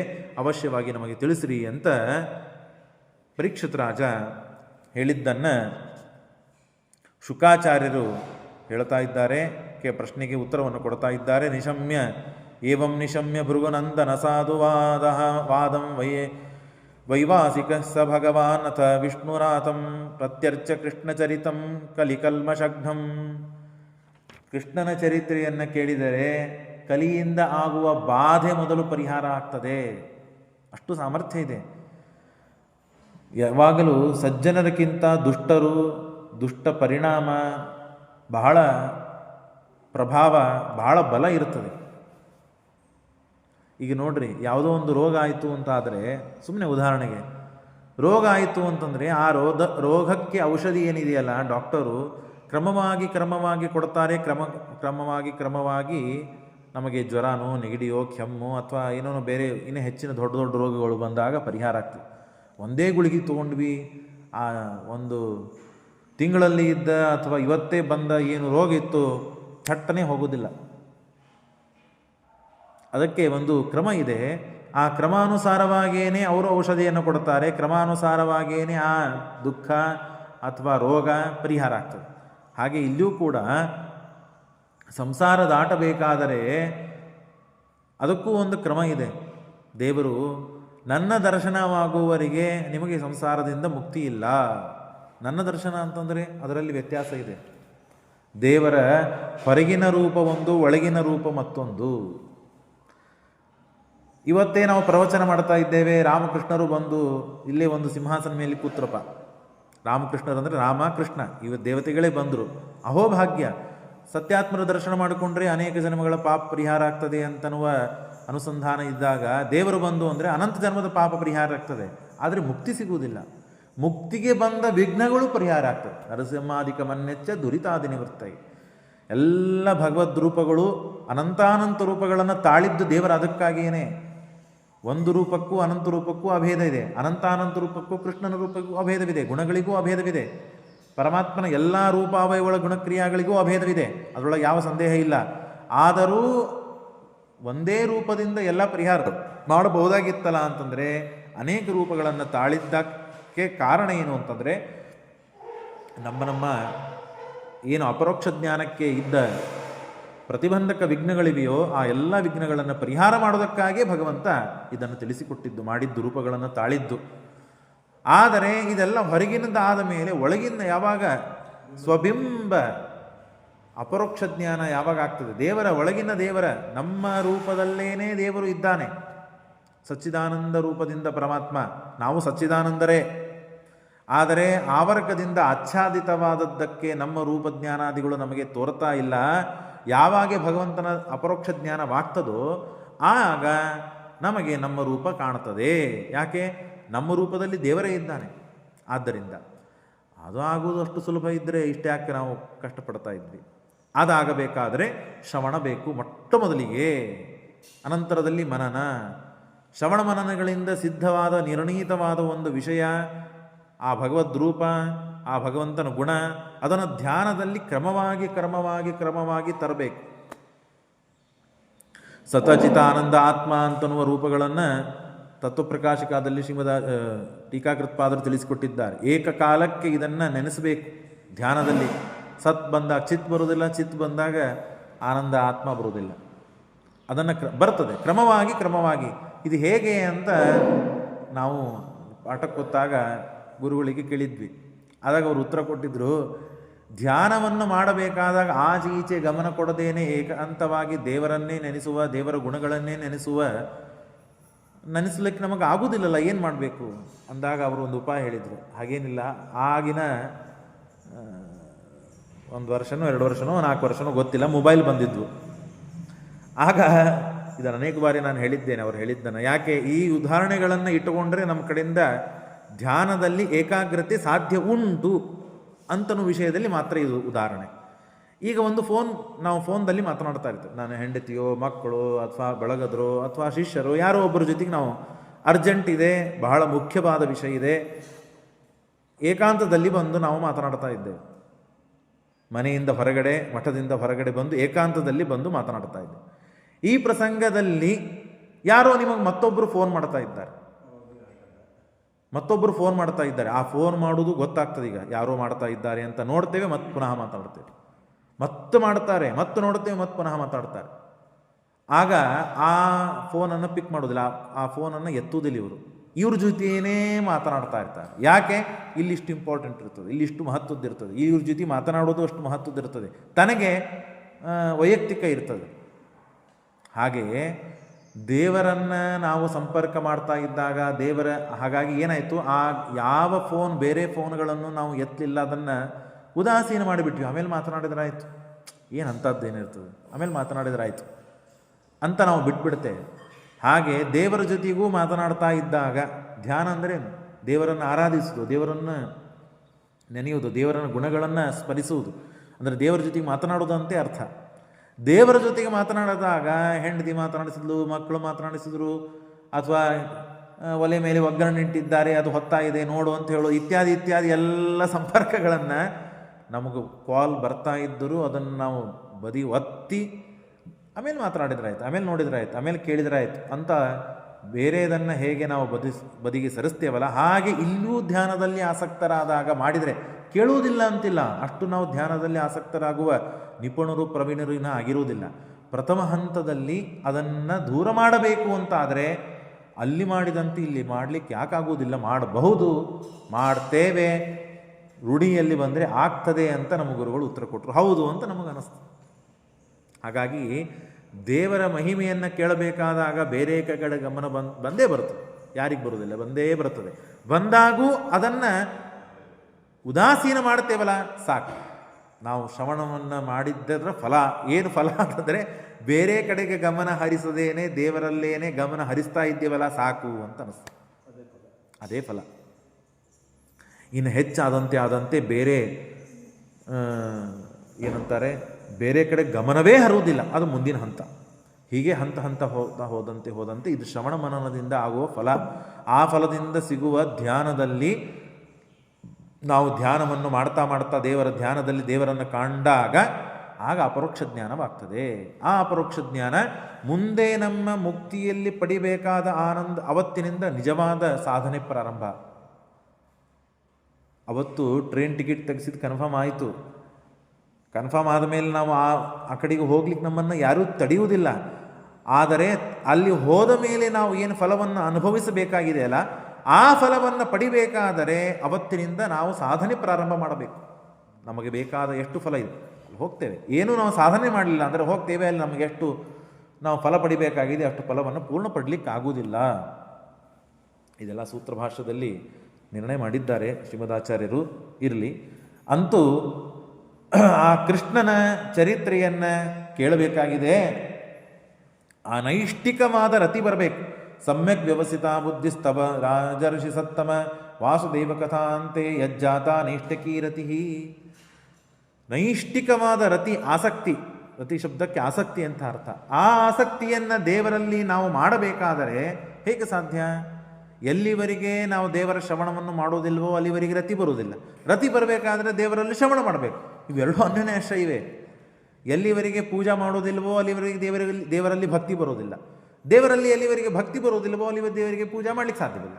ಏನು ಮಾಡ್ಬೇಕ್ರಿ ಅಂತ ಕೇಳಿದರೆ, ಅದಕ್ಕಾಗಿ ಶ್ರವಣ ಅಂತನ್ನೋದು ಏನು ಇಟ್ಟಿದ್ದಾರಲ್ಲ ನಮ್ಮ ಪಾಲಿಗೆ, ಅದನ್ನು ಮಾಡಲಿಕ್ಕೆ ಯಾವ ಭಕ್ತಿ ಬೇಕಾಗಿಲ್ಲ. ಮೊದಲಿಗೆ ಬಂದು ಕೂಡುದು, ಮೊದಲಿಗೆ ಕೂತ್ಬಿಡುದು. ನಮ್ಮ ವಿದ್ಯಾಪೀಠದಲ್ಲಿ ಪ್ರತಿನಿತ್ಯ ನಾವು ಕಿಟ್ಟಮಾಮ ಅಂತ ಕರಿತೇವೆ, ಕೃಷ್ಣಾಚಾರ್ಯ ಪಾಚ್ಚಾಪುರ್ ನಮ್ಮ ಆಚಾರ್ಯರ ಸೋದರ ಮಾವರು. ಅವರು ಪ್ರತಿನಿತ್ಯ ಅದ್ಭುತವಾದ ಪ್ರವಚನ, ಅವ್ರದ್ದು ಪ್ರತಿನಿತ್ಯ ಪ್ರವಚನ ಇರ್ತಿತ್ತು. ಅವ್ರದ್ದು ಭಾಗವತ ಪಾಠವನ್ನು ಹೇಳ್ತಾ ಇದ್ರು, ಪ್ರವಚನ. ನಮ್ಮ ಆಚಾರ್ಯರು ಪ್ರತಿನಿತ್ಯ ಹೋಗಿ ಶ್ರವಣ ಮಾಡ್ರಿ, ಅವ್ರಿಗೆ ಹೋಗಿ ಕೇಳ್ರಿ. ನಮಗೂ ಆವಾಗ ಏನೂ ಗೊತ್ತಿತ್ತು, ದೇವರು ಗೊತ್ತಿಲ್ಲ, ಗುರುಗಳು ಗೊತ್ತಿಲ್ಲ. ಆವಾಗಿನ ಬಂದವರು ಅಥವಾ ನಾವು ಪ್ರವಚನ ಬರ್ಕೊಂಡು ಮಾಡೋದು ಹೇಳೋದಲ್ಲ, ಹೇಳಿದ್ನಲ್ಲ. ಹೀಗೆ ಇದ್ದಾಗ ಅಲ್ಲಿ ಕೇಳಿ ಕೇಳಿ ಕೇಳಿ ಕೇಳಿ ಕೇಳಿ ಕೇಳ್ತಾ ಎಲ್ಲೋ ನೋಡೋದು, ಎಲ್ಲೋ ಮಾಡೋದು, ಮಾತನಾಡೋದು ಎಲ್ಲ ಆಗ್ತಾ ಇತ್ತು. ಯಾವಾಗ ಅದನ್ನು ಕೇಳಿದ್ದನ್ನೇ ಮತ್ತೆ ಕೇಳುವ ಪ್ರಸಂಗ ಬರ್ತಿತ್ತಲ್ಲ, ಇದನ್ನು ಕೇಳಿದ್ದೆ ಅಂತಡ್ರಿ ಏನಿದೆ ಅಂತ ಮತ್ತೆ ಗಮನ ಹೋಗ್ತದೆ. 3ನೇ ಬಾರಿನ ಹೆಚ್ಚು ಗಮನ ಹೋಗ್ತದೆ. 4ನೇ ಬಾರಿ ಆ ಕಥೆಯನ್ನು ಕೇಳಿದ್ದಕ್ಕೆ ಏನೋ ನಮ್ಮ ಜೀವನದಲ್ಲಿ ಘಟನೆ ನಡೆದು ಹೋಗಿರ್ತದೆ. ಹಾಗಾಗಿ ಹಚ್ಚಿದ ನೈರ್ಭರ್ಯ ಬರ್ತಾ ಹೋಗ್ತದೆ. ಹೀಗೆ 10 ಬಾರಿ ಕೇಳಿದಾಗ ದೇವರಲ್ಲಿ ರತಿ ಬರ್ತದೆ. ಅನ್ಯೋನ್ಯಾಶ್ರಯ ಇಲ್ಲಿ ಅಂತ ದೇವರು ಈ ಕಥೆಯ ಮೂಲಕ ಪರಿಹಾರ ಮಾಡ್ತಾನೆ. ವಾಸುದೇವ ಕಥಾ ಪ್ರಶ್ನ ಪುರುಷಾನ್ ಸ್ತ್ರೀ ಪುಮಾನಿತಿ ವಕ್ತಾರಂ. ಹೇಳಿಸುವವರಿಗೆ, ಹೇಳುವವರಿಗೆ, ಕೇಳುವವರಿಗೆ, 3 ಜನಕ್ಕೂ ಕೂಡ ಈ ಭಾಗವತವನ್ನು ಯಾರು ವಕ್ತಾರಂ ಪೃಚ್ಛಕಂ ಶ್ರೋತೃಂ ತತ್ಪಾದ ಸಲಿಲಂ ಯಥಾ, ಪುಣ್ಯ ಬಂದೇ ಬರ್ತದೆ. ಹೇಳಿದವರಿಗೆ ಬರ್ತದೆ, ಕೇಳಿದವರಿಗೆ ಬರುವುದಿಲ್ಲ ಹಾಗೇನಿಲ್ಲ. ಕೇಳಿದವರಿಗೆ ಬರ್ತದೆ, ಹೇಳಿದವರಿಗೆ ಬರುವುದಿಲ್ಲ ಹಾಗೇನಿಲ್ಲ. ಕೇಳಿದವರಿಗೆ ಹೇಳಿದವರಿಗೆ ಬರ್ತದೆ, ಹೇಳಿಸಿದವರಿಗೆ ಬರುವುದಿಲ್ಲ ಹಾಗೂ ಏನಿಲ್ಲ. ಎಲ್ಲ ಪಾಲುಗಳು ಅಷ್ಟಷ್ಟು ಅಂತಿವೆ. ಹಾಗಾಗಿ ಸಿಂಹಪಾಲ ಯಾರಿಗೆ ಹೋಗಬೇಕು ಅವ್ರಿಗೆ ಹೋಗ್ತದೆ, ಸ್ವಲ್ಪ ಪಾಲು ಯಾರಿಗೆ ಹೋಗಬೇಕು ಅವ್ರಿಗೆ ಹೋಗ್ತದೆ. ಯಾರ್ಯಾರಿಗೆ ಎಷ್ಟೆಷ್ಟು ಅವರವರು ಇನ್ನು ಕೇಳಿದಾಗೂ ಎಷ್ಟು ಭಕ್ತಿಯಿಂದ ಕೇಳಿರುತ್ತಾರೋ ಅವ್ರಿಗೆ ಅಷ್ಟು ಪುಣ್ಯ ಬರ್ತದೆ. ಏನಾಯಿತು ಹೇಳ್ರಿ ಕೃಷ್ಣನ ಚರಿತ್ರೆ ಅಂತ ಹೇಳಿದಾಗ, ಆಕ್ರಾಂತ ಭೂರಿಭಾರೇಣ ಬ್ರಹ್ಮಾಣಂ ಶರಣಂ ಯಯೋ. ಆಗ ಹಿಂದಕ್ಕೆ ದೇವದಾನವರಲ್ಲಿ ದೊಡ್ಡದಾದ ಯುದ್ಧವಾಯಿತು. ಕಲಿ, ವಿಪ್ರಚಿತ್ತಿ, ಕಾಲನೇಮಿ ಇವರೇ ಮೊದಲಾದವರು ಅನೇಕ ದೈತ್ಯರು ಅವರೆಲ್ಲ ಮತ್ತೇನಪ್ಪ ಅಂದರೆ ದೇವದಾನವರಿಗೆ ಯುದ್ಧವಾದಾಗ ದೇವತೆಗಳು ಗೆದ್ದರು, ದಾನವರು ಸೋತರು. ಆಗ ಭೂಮಿಯಲ್ಲಿ ದೇವತೆಗಳು ಹುಟ್ಟಬೇಕು, ಅವತಾರ ಮಾಡಬೇಕು ಅಂತ ವಿಚಾರ ನಡೀತು. ಆಗ ದೇವತೆಗಳು ಹುಟ್ಟುವುದನ್ನು ನೋಡಿ ಕೇಳಿ ನಾವು ಹುಟ್ಟಬೇಕು ಅಂತ ಹೇಳಿ ದೈತ್ಯರು ಅಂತಂದರೆ ಅಕ್ರಾಳ ವಿಕ್ರಾಳ ಇರ್ತಾರಲ್ಲ, ರಾಕ್ಷಸರು ಅಕ್ರಾಳ ವಿಕ್ರಾಳ ಇರ್ತಾರೆ. ದೈತ್ಯರು ಅಂತಂದರೆ ದೇವತೆಗಳ ತಮ್ಮಂದರು, ಅವರು ಅಣ್ಣಂದರು, ತಮ್ಮ ಒಂದು ತಂದೆಯಲ್ಲಿ ಕಶ್ಯಪರಿಂದ ಹುಟ್ಟಿದವರಲ್ಲ. ಹೇಳ್ತೇನೆ, ಅವರಿಗೆ ಅಸುರ ಸ್ವಭಾವ ಇರ್ತದೆ, ದುಷ್ಟ ಸ್ವಭಾವ ಇಬ್ಬರಿಗೂ ಇರುತ್ತದೆ. ಆದರೆ ದೈತ್ಯರು ಅಂತಂದರೆ ಅವರು ಬ್ರಾಹ್ಮಣರೇ, ಅವರು ಕಶ್ಯಪರಿಂದ ಹುಟ್ಟಿದವರು, ದಿತಿ ಅದಿತಿ. ಹಾಗೆ ಆದಿತ್ಯರು ದೇವತೆಗಳು, ದಿತಿ ದೇವಿಯಲ್ಲಿ ಹುಟ್ಟಿದವರೆಲ್ಲ ದೈತ್ಯರು. ಹಾಗಾಗಿ ಅವರಿಗೆ ಅವ್ರು ನೋಡ್ರಿ, ಅದಕ್ಕೆ ಇಷ್ಟು ತಪಸ್ಸಿನಲ್ಲಿ ಅವರಿಗೆ ನಿಷ್ಠೆ ಇದೆ, ವಿಚಾರ ದುಷ್ಟದಿದೆ, ಫಲ ಪಡೆಯುವುದು ಪಡೀತಾರೆ. ಆದರೆ ಅವರ ವಿಚಾರ ದುಷ್ಟದಾಗಿದೆ, ಕೆಟ್ಟ ವಿಚಾರಗಳನ್ನು ಮಾಡಿದ್ದಾರೆ. ಹಾಗಾಗಿ ದೇವರವನ್ನು ಕೊಂದು ಹಾಕಿದ್ದಾನೆ. ಆದರೆ ಇಷ್ಟೆಲ್ಲ ನಿಷ್ಠೆ ಬರಲು ಸಾಧ್ಯ ಇಲ್ಲ. ಆ ಸಾತ್ವಿಕ ಮತ್ತು ಕಶ್ಯಪರಿಂದ ಅವತಾರ ಹುಟ್ಟಿದವರೆಲ್ಲವರು ಯಾರೇ ನೋಡ್ರಿ, ಹಿರಣ್ಯಕಶ್ಯಪು ನೋಡ್ರಿ, ಅಥವಾ ಯಾರ್ಯಾರು ರಾವಣ ನೋಡ್ರಿ, ಯಾರೇ ದುಷ್ಟರಲ್ಲಿ ಮಹಾನುಭಾವರು ಅಂತಾಗಿದ್ದಾರಲ್ಲ, ಅವರೆಲ್ಲ ತಪಸ್ಸಿನಿಂದೇ ಆದದ್ದು, ತಪಸ್ಸು ಮಾಡೇ ಆದದ್ದು. ತಪಸ್ಸು 1 ವರ್ಷ 2 ವರ್ಷ 4 ವರ್ಷ 10 ವರ್ಷ 50 ವರ್ಷ ಮಾಡಿದ್ದಾರೆ, ಸಾವಿರಾರು ವರ್ಷಗಳೆಲ್ಲ ಮಾಡಿದ್ದಾರೆ. ಇಷ್ಟು ಏಕಾಂತದಿಂದ ಕೂಡುವ ಸಾಮರ್ಥ್ಯ ಅವರಲ್ಲಿ ಹೇಗೆ ಬಂತು? ಆ ಜೀನ್ಸ್ ಇದೆ, ಆದರೆ ಸ್ವಭಾವ ಕೆಟ್ಟದಿದೆ. ಒಳಗಿದ್ದಂತಹ ಏನು ಚೇತನ ಇದ್ದಾನಲ್ಲ ಅವನು ಸರಿ ಇಲ್ಲ. ಹಾಗಾಗಿ ದೇಹಕ್ಕೆ ಬೇಕಾದೆಲ್ಲ ಕ್ಷಮೆ ಇದೆ, ಸಾಮರ್ಥ್ಯ ಇದೆ, ಆದರೆ ಒಳಗಿದ್ದ ಚೇತನಿಗೆ ಇಲ್ಲ. ಹಾಗಾಗಿ ಅವರು ದುಷ್ಟ ಉದ್ದೇಶ ಇರೋದರಿಂದ ದೇವರವನು ಕೊಂದು ಹಾಕ್ತಾ ಇದ್ದ. ಹಾಗಾಗಿ ಆ ದೇವತೆಗಳು ಭೂಮಿಯ ಮೇಲೆ ಅವತಾರ ಮಾಡ್ತಾರೆ ಅಂತ ತಿಳಿದು ತಾವು ಭೂಮಿ ಮೇಲೆ ಅವತಾರ ಮಾಡಿದಾಗ ಭೂಮಿಗೆ ಬಹಳ ತೊಂದರೆ ಆಯಿತು. ಭೂಮಿದೇವಿಗೆ ಬಹಳ ತೊಂದರೆ ಆಯಿತು. ಆಗ ಗೋರ್ಭೂತ್ವ ಭೂಮಿದೇವಿ ಆಕಳಾಗಿ ಬ್ರಹ್ಮದೇವರ ಹತ್ರ ಬಂದು ಶರಣಾಗತಳಾದಳು. ಶರಣಾಗತಳಾದಾಗ ದೇವರು ಬಂದು ಇಲ್ಲಿ ಅವತಾರ ಮಾಡದೇ ಇದ್ದರೆ ಈ ದುಷ್ಟರ ಹಾವಳಿಯಿಂದ ಬಹಳ ತೊಂದರೆ ಆಗ್ತಾ ಇದೆ, ಅದನ್ನು ಪರಿಹಾರ ಮಾಡಬೇಕು ಅಂತಂದಾಗ ಆಗ ಎಲ್ಲರೂ ಸೇರಿಕೊಂಡು ಬ್ರಹ್ಮದೇವರು ದೇವತೆಗಳು ಎಲ್ಲರೂ ಬಂದು ದೇವರಲ್ಲಿ ಪ್ರಾರ್ಥನೆ ಮಾಡ್ತಾರೆ. ಬ್ರಹ್ಮಾದುಪಧಾರಾರ್ಥ ತಹ ದೇವೈಸ್ತಥಾ ಸಹ ಜಗಾಮಸನ್ನಿವಾಸ ಪುರುಷ ಸೂಕ್ತೇನ ಉಪತಸ್ಥೆ ಸಮಾಹಿತ. ಪುರುಷನಾದಂತಹ ಭಗವಂತನಿಗೆ ಪುರುಷ ಸೂಕ್ತದಿಂದ ಪ್ರತಿಪಾದ್ಯನಾದ ಪುರುಷನಾದಂತಹ ಭಗವಂತನಿಗೆ ಸ್ತೋತ್ರ ಮಾಡಿ ಆಗ ದೇವರಲ್ಲಿ ಶರಣಾಗತಿಯನ್ನು ಹೊಂದಿದಾಗ ದೇವರ ವಾಣಿ ಕೇಳುತ್ತದೆ ಬ್ರಹ್ಮದೇವರಿಗೆ, ಉಳಿದವರಿಗೆ ಅದೂ ಕೇಳುವುದಿಲ್ಲ. ಬ್ರಹ್ಮದೇವರಿಗೂ ದೇವರ ದರ್ಶನ ಕೊಡುವುದಿಲ್ಲ. ಸುಮ್ಮನೆ ಪೊಗಟ್ ಬಂದಿಲ್ಲ, ವೆಂಕಟೇಶ ದೇವರ ದರ್ಶನ ತೊಗೊಂಡಂತೆ ದೇವರ ದರ್ಶನ ಬ್ರಹ್ಮದೇವರಿಗೂ ಆಗ್ತದಂತಿಲ್ಲ. ದೇವರು ಯಾವಾಗ ದರ್ಶನ ಕೊಟ್ಟಿದ್ದಾನಲ್ಲ ಆಗ ತಪಸ್ಸು ಮಾಡಿದ್ದಕ್ಕೆ ಮಾತ್ರ ಕೊಟ್ಟಿದ್ದಾನೆ, ಸುಮ್ಮನೆ ಹಾಗೆ ದರ್ಶನವಾಗ್ತದೆ ಅಂತಲ್ಲ ದೇವರದು. ದೇವರ ಆಕಾಶದಲ್ಲಿ ವಾಣಿ ಕೇಳ್ತು ಬ್ರಹ್ಮದೇವರಿಗೆ. ಏನಂತ ಕೇಳ್ತು? ಏನೂ ಕಾಳಜಿ ಮಾಡೋ ಕಾರಣ ಇಲ್ಲ, ನಾನು ಅವತಾರ ಮಾಡ್ತೇನೆ, ವಸುದೇವ ಗೃಹೇ ಸಾಕ್ಷಾತ್, ವಸುದೇವನ ಮನೆಯಲ್ಲಿ ನಾನು ಅವತಾರ ಮಾಡ್ತೇನೆ. ಜನಿಷ್ಯೆ ತತ್ಪ್ರಿಯಾರ್ಥಂ ಸಂಭವಾರ್ಥಂ ಸುರಸ್ತ್ರೀಯ ವಸುದೇವ ಕಾಲಾನಂತಹ ಸಹಸ್ರವದನಖರಾತ್, ನಾನು ಬರ್ತೇನೆ, ಆಗ ಬಂದು ಅವತಾರ ಮಾಡಿ ದುಷ್ಟರನ್ನೆಲ್ಲ ಸಂಹಾರ ಮಾಡ್ತೇನೆ ಅಂತ ಹೇಳಿ ಪರಮಾತ್ಮ ಅಷ್ಟೇ ಅಲ್ಲದೇನೆ ನಾನು ಹುಟ್ಟೋಕ್ಕಿಂತ ಮುಂಚೆ ನೀವು ಎಲ್ಲರೂ ಅವತಾರ ಮಾಡ್ರಿ ಅಂತ ದೇವರು ಹೇಳಿದ್ದಾನೆ ಅಂತ ಎಲ್ಲ ದೇವತೆಗಳಿಗೆ ಬ್ರಹ್ಮದೇವರು ದೇವರು ಹೇಳಿದಂತಹ ಎಲ್ಲ ಹಿತನುಡಿಗಳನ್ನು ಸಂದೇಶವನ್ನು ತಿಳಿಸ್ತಾರೆ ಆಗಲಿ ಅಂತ ಇಷ್ಟು ಕಥೆ ಅಲ್ಲಿ ಆಗಿ ಹೋಗಿದೆ. ದುಷ್ಟರ ಬಾಧೆಯಿಂದ ಮುಕ್ತರಾಗಬೇಕು ಅಂತ ಭೂಮಿದೇವಿ ಬ್ರಹ್ಮದೇವರನ್ನು ಪ್ರಾರ್ಥನೆ ಮಾಡಿದಾಗ ಬ್ರಹ್ಮದೇವರು ಇದು ನನ್ನ ಕೆಲಸ ಅಲ್ಲ, ದೇವರು ಮಾಡೋದು, ದೇವರಲ್ಲಿ ನಾವೆಲ್ಲರೂ ಪ್ರಾರ್ಥನೆ ಮಾಡೋಣ ಅಂತ ಹೇಳಿ ಪ್ರಾರ್ಥನೆ ಮಾಡಾದ ಮೇಲೆ ದೇವರೇನು ಸಂದೇಶ ಕೊಟ್ಟನೋ, ಸುದ್ದಿಯನ್ನು ಹೇಳಿದ್ನೋ ಅದನ್ನೆಲ್ಲ ಇದ್ದವರಿಗೆ ಬ್ರಹ್ಮದೇವರು ಎಲ್ಲರಿಗೆ ಹೇಳಿದರು. ಹೇಳಿ ಆದಮೇಲೆ ಈ ಕಡೆಗೆ ಶೂರಸೇನ ಅಲ್ಲಿ ರಾಜನಾಗಿದ್ದಾನೆ ಮಥುರಾಪಟ್ಟಣಕ್ಕೆ. ಆಗ ಅಲ್ಲಿ ವಸುದೇವ ಮತ್ತು ದೇವಕಿಗೆ ವಿವಾಹ ನಡೀತಾ ಇದೆ. ಆ ದೇವಕಿಯ ತಮ್ಮನಾಗಿದ್ದಾನೆ, ದೇವಕಿಯ ಅಣ್ಣನಾಗಿದ್ದಾನೆ ಕಂಸ. ದೇವಕಿ ತಂಗಿನೂ ಆಗ್ತಾಳೆ, ದೇವಕಿ ಸೋದರತ್ತೇನೂ ಆಗ್ತಾಳೆ ಕಂಸನಿಗೆ. ಇದನ್ನು ಶ್ರೀಮದಾಚಾರ್ಯರು ತಾತ್ಪರ್ಯದಲ್ಲಿ ತಿಳಿಸಿಕೊಡ್ತಾರೆ. ಯಾಕೆ ಅಂತಂದರೆ ತನ್ನ ಕಂಸನ ಅಜ್ಜ ಏನಿದ್ದಾನಲ್ಲ, ಆ ಕಂಸನ ಅಜ್ಜನೇ ದೇವಕಿಯನ್ನು ಸಾಕ್ತಾನೆ. ಪುತ್ರಿಕಾ ಪುತ್ರ ಧರ್ಮ ಅಂತ ಕರೀತಾರೆ. ಮಕ್ಕಳಿಲ್ಲ, ಹಾಗಾಗಿ ನನ್ನ ಮಗನಲ್ಲಿ ಹುಟ್ಟುವಂತಹ ಯಾರು ಮಕ್ಕಳಿದ್ದಾರೋ ಅವರು ನನ್ನನ್ನು ಕೊಡಬೇಕು ಅಂತ ಮಾತಾಗಿರ್ತದೆ. ಹಾಗಾಗಿ ಅವನಿಗೇನೆ ದೇವಕಿಯನ್ನು ಕೊಡ್ತಾರೆ. ಹಾಗಾಗಿ ದೇವಕಿ ಅವಳಲ್ಲಿ ಬೆಳೆದವರು, ಅಜ್ಜನಲ್ಲಿ ದೇವಕಿ ಬೆಳೆದಿದ್ದಾಳೆ. ಹಾಗಾಗಿ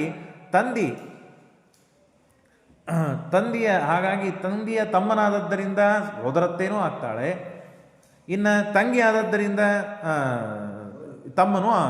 ಅಣ್ಣನೂ ಕಂಸನಿಗೆ ತಂಗಿನೂ ಆಗ್ತಾಳೆ, ಎರಡೂ ಇದೆ. ಹಾಗಾಗಿ ಆ ತಂಗಿಯಾದಂತಹ ಕಂಸ ದೇವಕಿಯನ್ನು ವಸುದೇವನಿಗೆ ಕೊಟ್ಟು ಮದುವೆ ಮಾಡ್ತಾರೆ.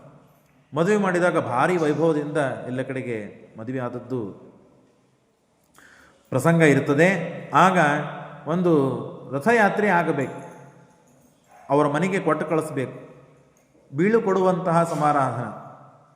ಆಗ ಬೇರೆ ಯಾರೂ ಡ್ರೈವರನ್ನು ಕಳಿಸುವಂತೆ ಇಲ್ಲ, ಕಂಸನೇ ಸ್ವಯಂ ಬರಬೇಕು ಅಂತ ಹೇಳಿ ಕಂಸ ಸ್ವಯಂ ತಾನು ಬಂದು ತನ್ನ ತಂಗಿಯನ್ನು ಕೊಟ್ಟು ಕಳಿಸಬೇಕು ಅಂತ ಹೊರಡ್ತಾ ಇದ್ದಾನೆ. ಭಾರಿ ವೈಭವದಿಂದ ಅನೇಕ ದಾನಗಳನ್ನು ಮಾಡಿದ್ದಾನೆ. ಮಥುರಾ ಭಗವಾನ್ ತತ್ರ ನಿಯಂತಂ ಸನ್ನಿಹಿತೋ ಹರಿಹಿ ಸ ಉಗ್ರಸೇನ ಸುತಃ ಕಂಸಃ ಸುತು ಪ್ರಿಯ ಚಿಕಿರ್ಷಯ ರಶ್ಮಿನ್ ಹಯಾನಾಂ ಜಗ್ರಾಹ ರೋಕ್ಮೇ. ಆಗ ಅನೇಕ 400 ಕುದುರೆಗಳನ್ನು, ಬಂಗಾರಮಯವಾದ ಅಲಂಕಾರದಿಂದ ಕೂಡಿದ ಕುದುರೆಗಳನ್ನು ಕೊಡ್ತಾನೆ. 15,000 ಅಶ್ವಗಳನ್ನು ಮತ್ತು 78,000 ರಥಿಕರನ್ನು ಮತ್ತು 200 ದಾಸೀರನ್ನು ಎಲ್ಲ ಕೊಡ್ತಾನೆ. ದಾಸೀನಾಂ ಸಕುಮಾರಾಣಾಂ ಎಲ್ಲ ಅಂದರೆ ಕನ್ಯಾದಾನ ಮಾಡಿ ಮನೆಗೆ ಕಳಿಸಬೇಕಾದಾಗ ಇಷ್ಟೆಲ್ಲ ದಾನಗಳನ್ನು ಮಾಡಿ ಬಹಳ ವೈಭವದಿಂದ ತಾನು ಕೊಟ್ಟು ಕಳಿಸ್ತಾ ಇರ್ತಾನೆ. ಪ್ರಾರಬ್ಧ, ಅವನ ಅನಿಷ್ಟವಾದ ಕರ್ಮ ಹೆಚ್ಚು ಆಗಿತ್ತು. ಹಾಗಾಗಿ ಅವನು ಸಂಹಾರಕ್ಕೆ ಬೇಕಾದ ನಾಂದಿ ಹಾಡಬೇಕಾಗಿದೆ. ಹಾಗಾಗಿ ಆಕಾಶವಾಣಿಯಿಂದ ವಾಯುದೇವರು ಆಕಾಶವಾಣಿ ಮಾಡ್ತಾರೆ. ಆರಾಮಾಗಿ ವೈಭವದಿಂದ ಮೆರವಣಿಗೆ ಮಾಡ್ತಾ ಹೊರಟಿದ್ದಾರೆ.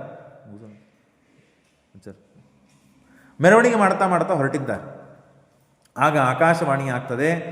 ಏನು ಮಾಡ್ತಾ ಇದ್ದಿ ಮೂರ್ಖ? ಅಸ್ಯಾಸ್ತು ಅಷ್ಟಮೋ ಗರ್ಭ ಹಂತಾಮಾಂ ವಸವೇ ಬುಧ. ನೀನು ಯಾರನ್ನು ಇಷ್ಟು ಪ್ರೀತಿಯಿಂದ ಮೆರವಣಿಗೆ ಮಾಡಿ ಬಿಟ್ಟು ಕೊಡ್ತಾ ಇದೆಯೋ, ಇವಳಲ್ಲಿ ಹುಟ್ಟಿದ 8ನೇ ಗರ್ಭ ನಿನ್ನ ಮೃತ್ಯುಗೆ ಕಾರಣವಾಗ್ತದೆ ಅಂತ ಹೇಳಿದಾಗ ನೋಡ್ರಿ, ದುಷ್ಟರು ಒಂದು ಕ್ಷಣಕ್ಕೆ ಬಹಳ ಸಂತೋಷದಿಂದಿರ್ತಾರೆ, ಇನ್ನೊಂದು ಕ್ಷಣಕ್ಕೆ ಬಹಳ ಸಿಟ್ಟಾಗ್ತಾರೆ, ದುಃಖಿತರಾಗ್ತಾರೆ. ಕ್ಷಣೇ ತುಷ್ಟಾಹ ಕ್ಷಣೇ ರುಷ್ಟಾಹ, ಇದು ದುಷ್ಟರ ಲಕ್ಷಣ.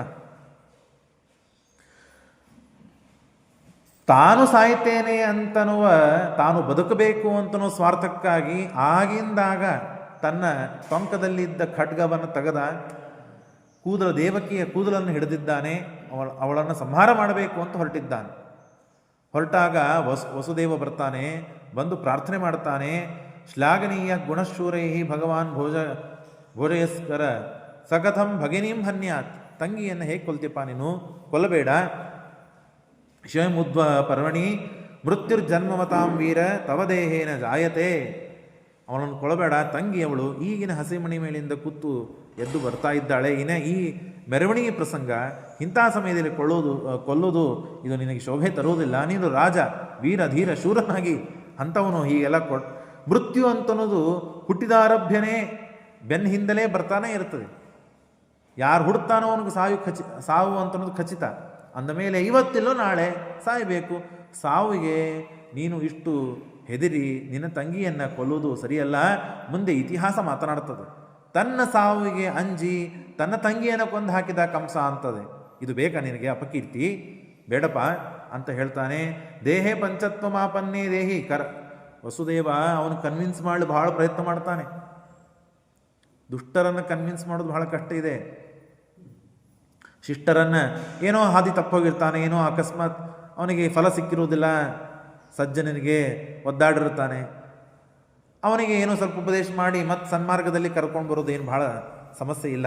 ಇವನಿಗೆ ದೇಹೇ ಪಂಚತ್ವ ಮಾಪನ್ನೇ ದೇಹಿ ಕರ್ಮಾನುಗೋ ವಶಃ ದೇಹಾಂತರ ಮನಃಪ್ರಾಪ್ಯ ಪ್ರಾಕ್ತನಂ ತ್ಯಜ್ಯತೆ ವಪುಹು. ಮನುಷ್ಯ ಜೀವ ಎಂದೂ ಸಾವು ಇಲ್ಲ. ಜೀವನಿಗೆ ದೇಹಕ್ಕೆ ಸಾವು ಇದೆ. ಹಾಗಾಗಿ ಬಾಡಿಗೆ ಮನೆ ಹಿಡಿದ ಮನುಷ್ಯ ಏನು ಮಾಡ್ತಿರ್ತಾನೆ, ಆ ಓನರ್ ಬಿಡಪ್ಪ ಅಂತಂದರೆ ಬಿಟ್ಬಿಡ್ಬೇಕು, ಬೇರೆ ಮನೆಗೆ ಹೋಗ್ತಾನೆ. ಹಾಗಿದೆ, ಇದೊಂದು ಬಾಡಿಗೆ ದೇಹ, ಇದು ಮನೆ ಇದು. ಹಾಗಾಗಿ ಇಲ್ಲಿ ಎಷ್ಟು ದಿವಸ ಈ ದೇಹದಲ್ಲಿದ್ದು ಕರ್ಮ ಮಾಡಬೇಕು ಅಂತ ಇರ್ತದೋ ನಮ್ಮ ಕರ್ಮ, ಅಷ್ಟು ದಿನ ನಾವು ಈ ದೇಹದಲ್ಲಿ ಇರ್ತೇವೆ. ಈ ದೇಹದ ಕರ್ಮ ಮುಗೀತು ಅಂದರೆ ಬಿಟ್ಟು ಹೋಗ್ತಾರ ಅಷ್ಟೇ. ಅದಕ್ಕೆ ಇಷ್ಟೇ ತೊಂದರೆ ಅನುಭವಿಸ್ತಾ ಇದ್ದೆ ನೀನು ಅಂತ ಹೇಳಿ ದೇಹಾಂತರಂ ಅನುಪ್ರಾಪ್ಯ ಪ್ರಾಕ್ತನಂ ತ್ಯಜ್ಯತೆ ವಪುಹು ವ್ರಜಂತಿಷ್ಟ ದೈಹಿಕ. ಒಬ್ಬ ಮನುಷ್ಯ ಒಂದು ಪಾದವನ್ನು ಎತ್ತಿದ ಮೇಲೇನೆ ಮುಂದಿನ ಪಾದವನ್ನು ಇಡುತ್ತಾನೆ. ಉತ್ತರ ದೇಶ ಸಂಯೋಗವಾಗಬೇಕಾದರೆ ಪೂರ್ವ ದೇಶದ ವಿನಾಶವಾಗಬೇಕು. ಪೂರ್ವ ದೇಶದ ಸಂಬಂಧ ಬಿಟ್ಟಾದ ಮೇಲೇ ಉತ್ತರ ದೇಶದ ಸಂಬಂಧವಾಗಲು ಸಾಧ್ಯವಲ್ಲ. ಹಾಗೆ ಉತ್ತರ ದೇಹಕ್ಕೆ ತಾನು ಹೊಂದಬೇಕಾದರೆ ಹಿಂದಿನ ದೇಹವನ್ನು ಬಿಡಲೇಬೇಕು. ಈಗ ಹೆಜ್ಜೆಯನ್ನು ಇಡ್ತಾ ಹೋಗ್ತಾ ಇದ್ದೀವಿ, ಪ್ರದಕ್ಷಿಣೆ ಹಾಕ್ತೇವೆ ಅಥವಾ ಪ್ರವಚನ ಮುಗಿದ ಮೇಲೆ ನೀವು ಹೋಗ್ತಾ ಇದ್ದೀರಿ. ಹಿಂದಿನ ಕಾಲ ಎತ್ತದೆ ಮುಂದಿನ ಕಾಲನ್ನು ಎತ್ತಿಡ್ರಿ ನೋಡೋಣ, ಆಗೋದಿಲ್ಲ. ಹಿಂದಿನ ದೇಶದ ಸಂಬಂಧ ಮುಗಿದಾದ ಮೇಲೇ ಮುಂದಿನ ದೇಶದ ಸಂಬಂಧ ನಮ್ಮ ಪಾದಕ್ಕೆ ಆಗ್ತದೆ. ಹಾಗೇನೆ ಮುಂದಿನ ಜನ್ಮ ಆಗಬೇಕಾದರೆ ಹಿಂದಿನ ಜನ್ಮ ಹಿಂದಿನ ದೇಹ ಹೋಗಲೇಬೇಕು.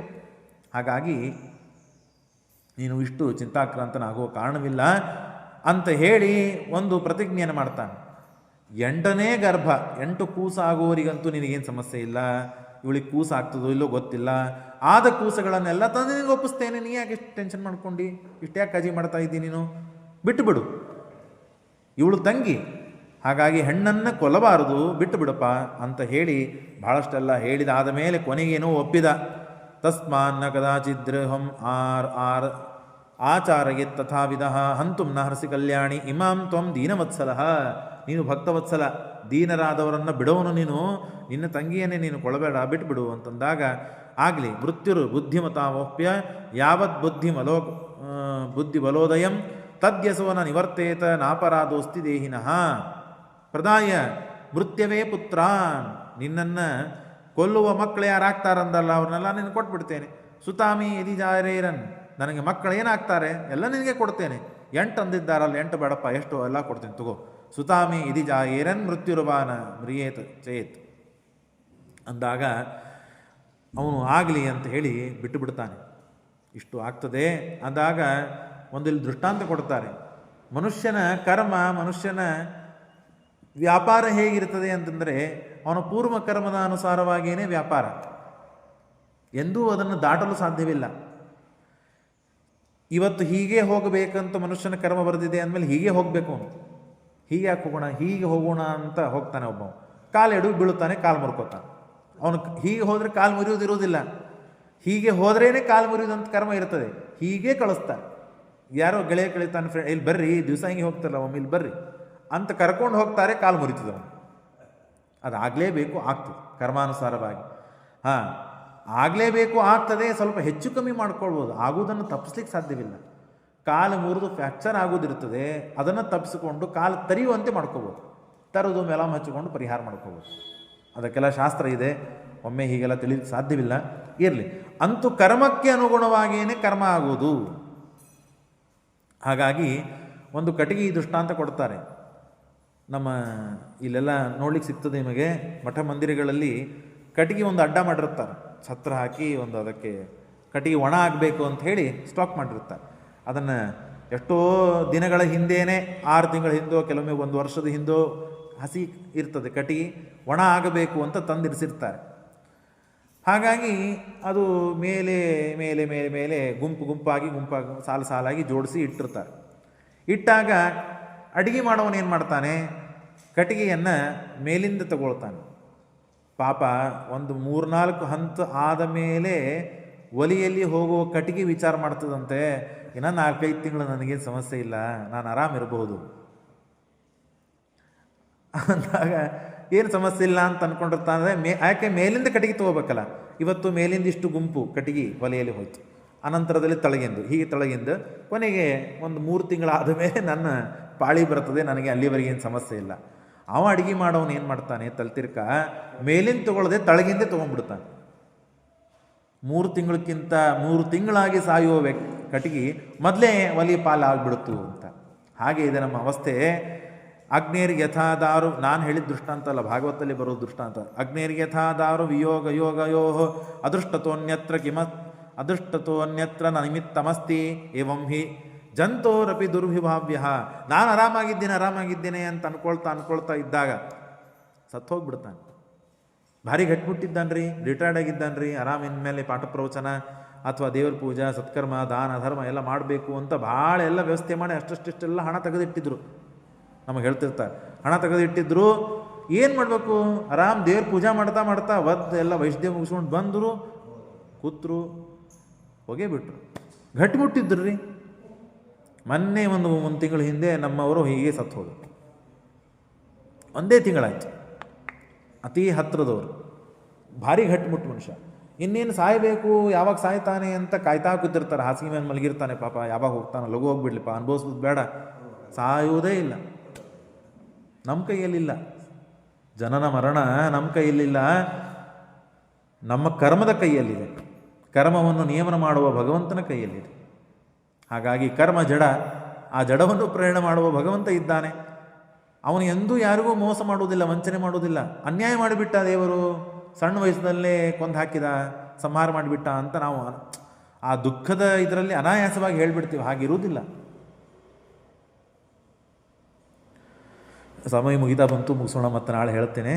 ಅಂತೂ ಇಷ್ಟೆಲ್ಲ ಕರ್ಮಾನುಸಾರವಾಗಿಯೇ ಆಗಬೇಕಾದದ್ದು. ಹಾಗಾಗಿ ನೀನು ಆಕಾಶವಾಣಿಯಾಗಿದೆ ಅಂಥೇಳಿ ಮರಣಕ್ಕೆ ಅಂಜಿ ನಿನ್ನ ತಂಗಿಯನ್ನು ಕೊಲ್ಲೋದು ಅಷ್ಟು ಸರಿಯಲ್ಲ, ಬಿಟ್ಟು ಬಿಡು ಅಂತಂದಾಗ, ಆಯಿತು ನೀನು ಪ್ರತಿಜ್ಞೆ ಮಾಡಿದೆಯಲ್ಲ, ನಿನ್ನ ಮೇಲೆ ವಿಶ್ವಾಸ ಇದೆ ನನಗೆ.